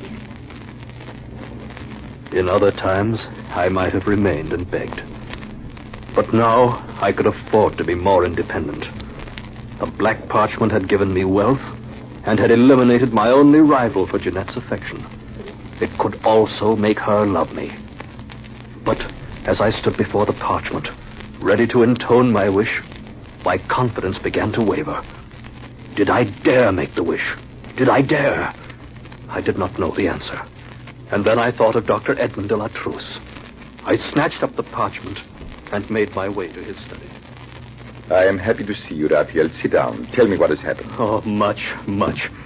My first wish made me a millionaire. I know that. Yes, and then I made another wish. Ah? And what was that?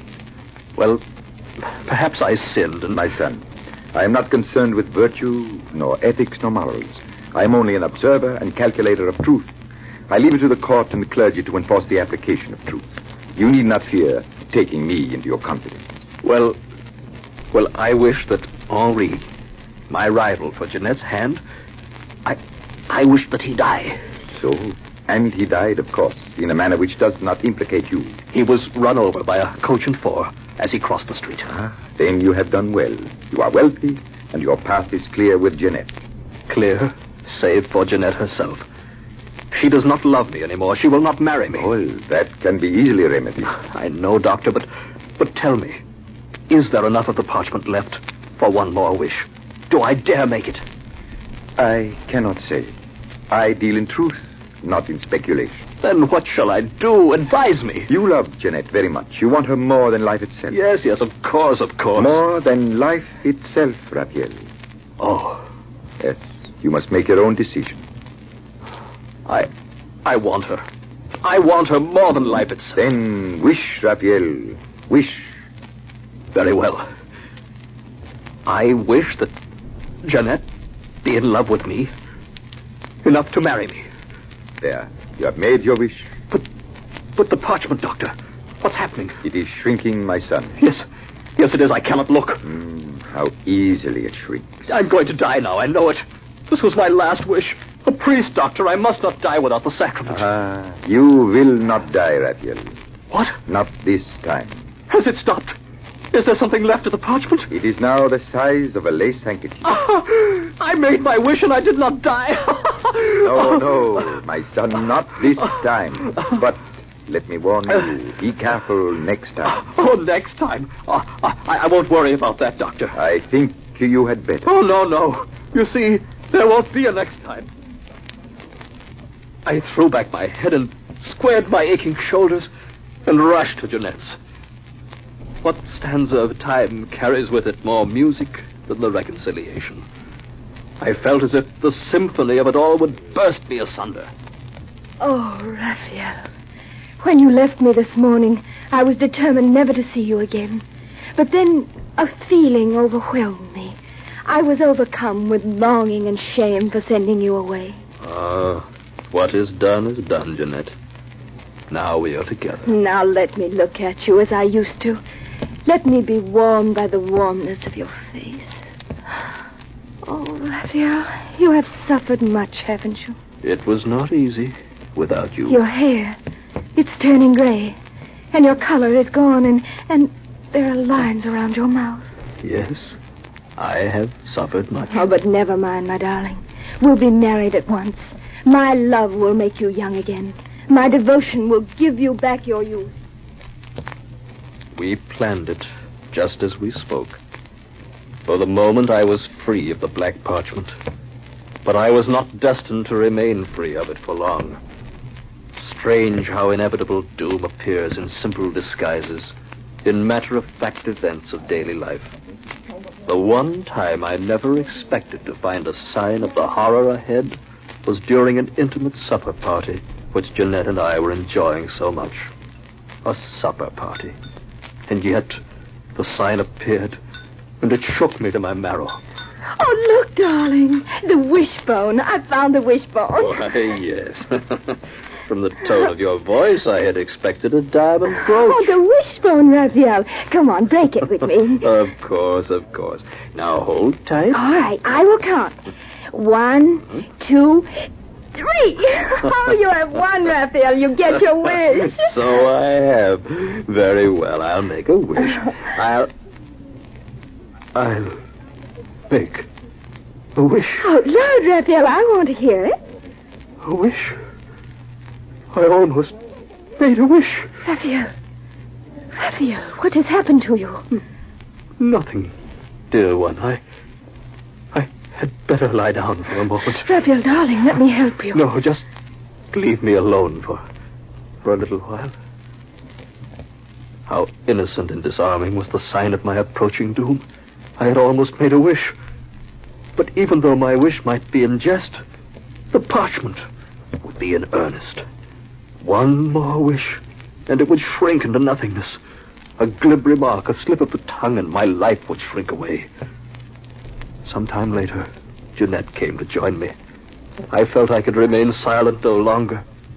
I told her everything. Raphael, is this fantastic story true? I would not lie to you, Jeanette.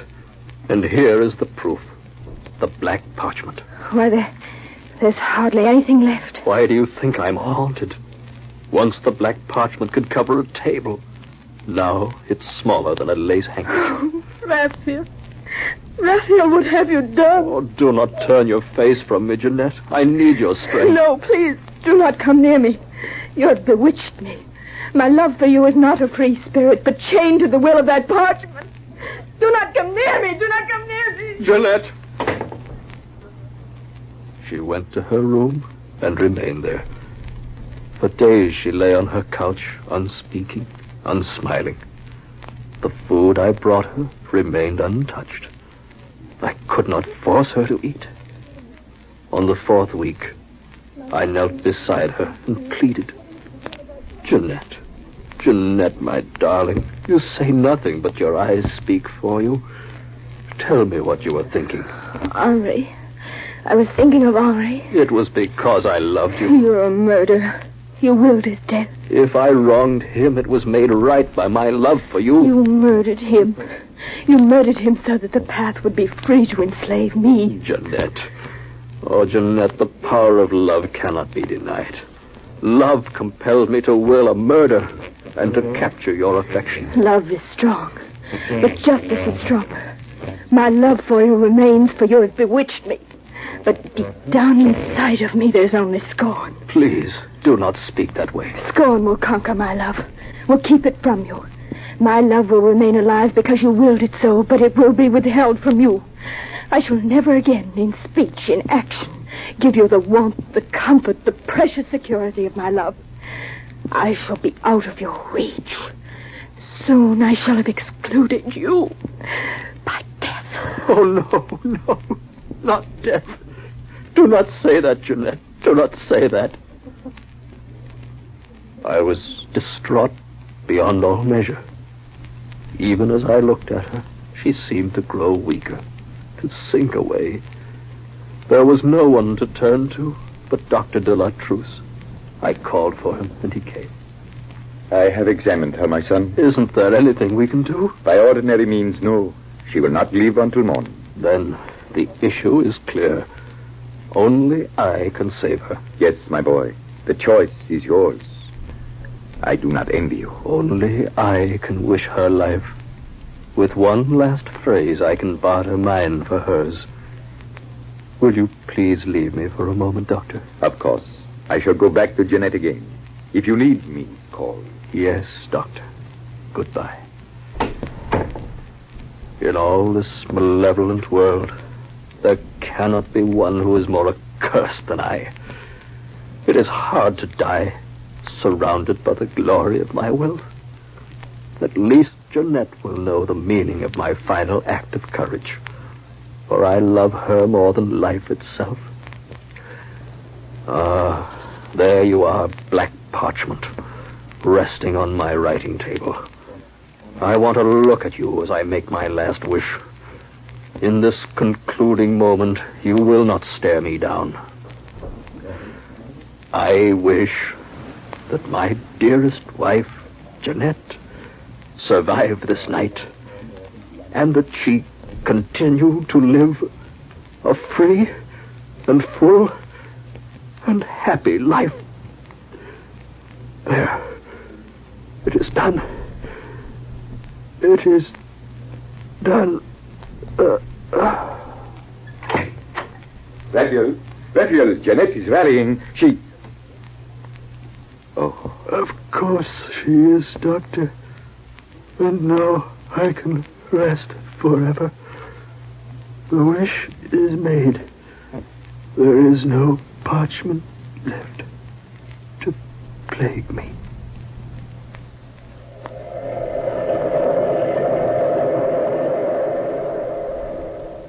The heavy rain is finally slowing down to a quiet drizzle, travellers, and the first pale light of dawn is creeping over the horizon. Our long, dark night shift across the lonely corners of 1950s America has come to an end. We've heard the desperate whispers of men who traded their very souls for a taste of fortune, only to find that the devil always comes to collect his dues. This is Old Pete signing off from another broadcast of Radiowave Nostalgia. If you survived the night and enjoyed our spooky 50s night shift, make sure to leave a like, subscribe to the station, and share these tallies with other weary night owls. Until next time, keep your coffee hot, keep the amber lights glowing, and whatever you do, don't sign anything in blood. Good night, travelers.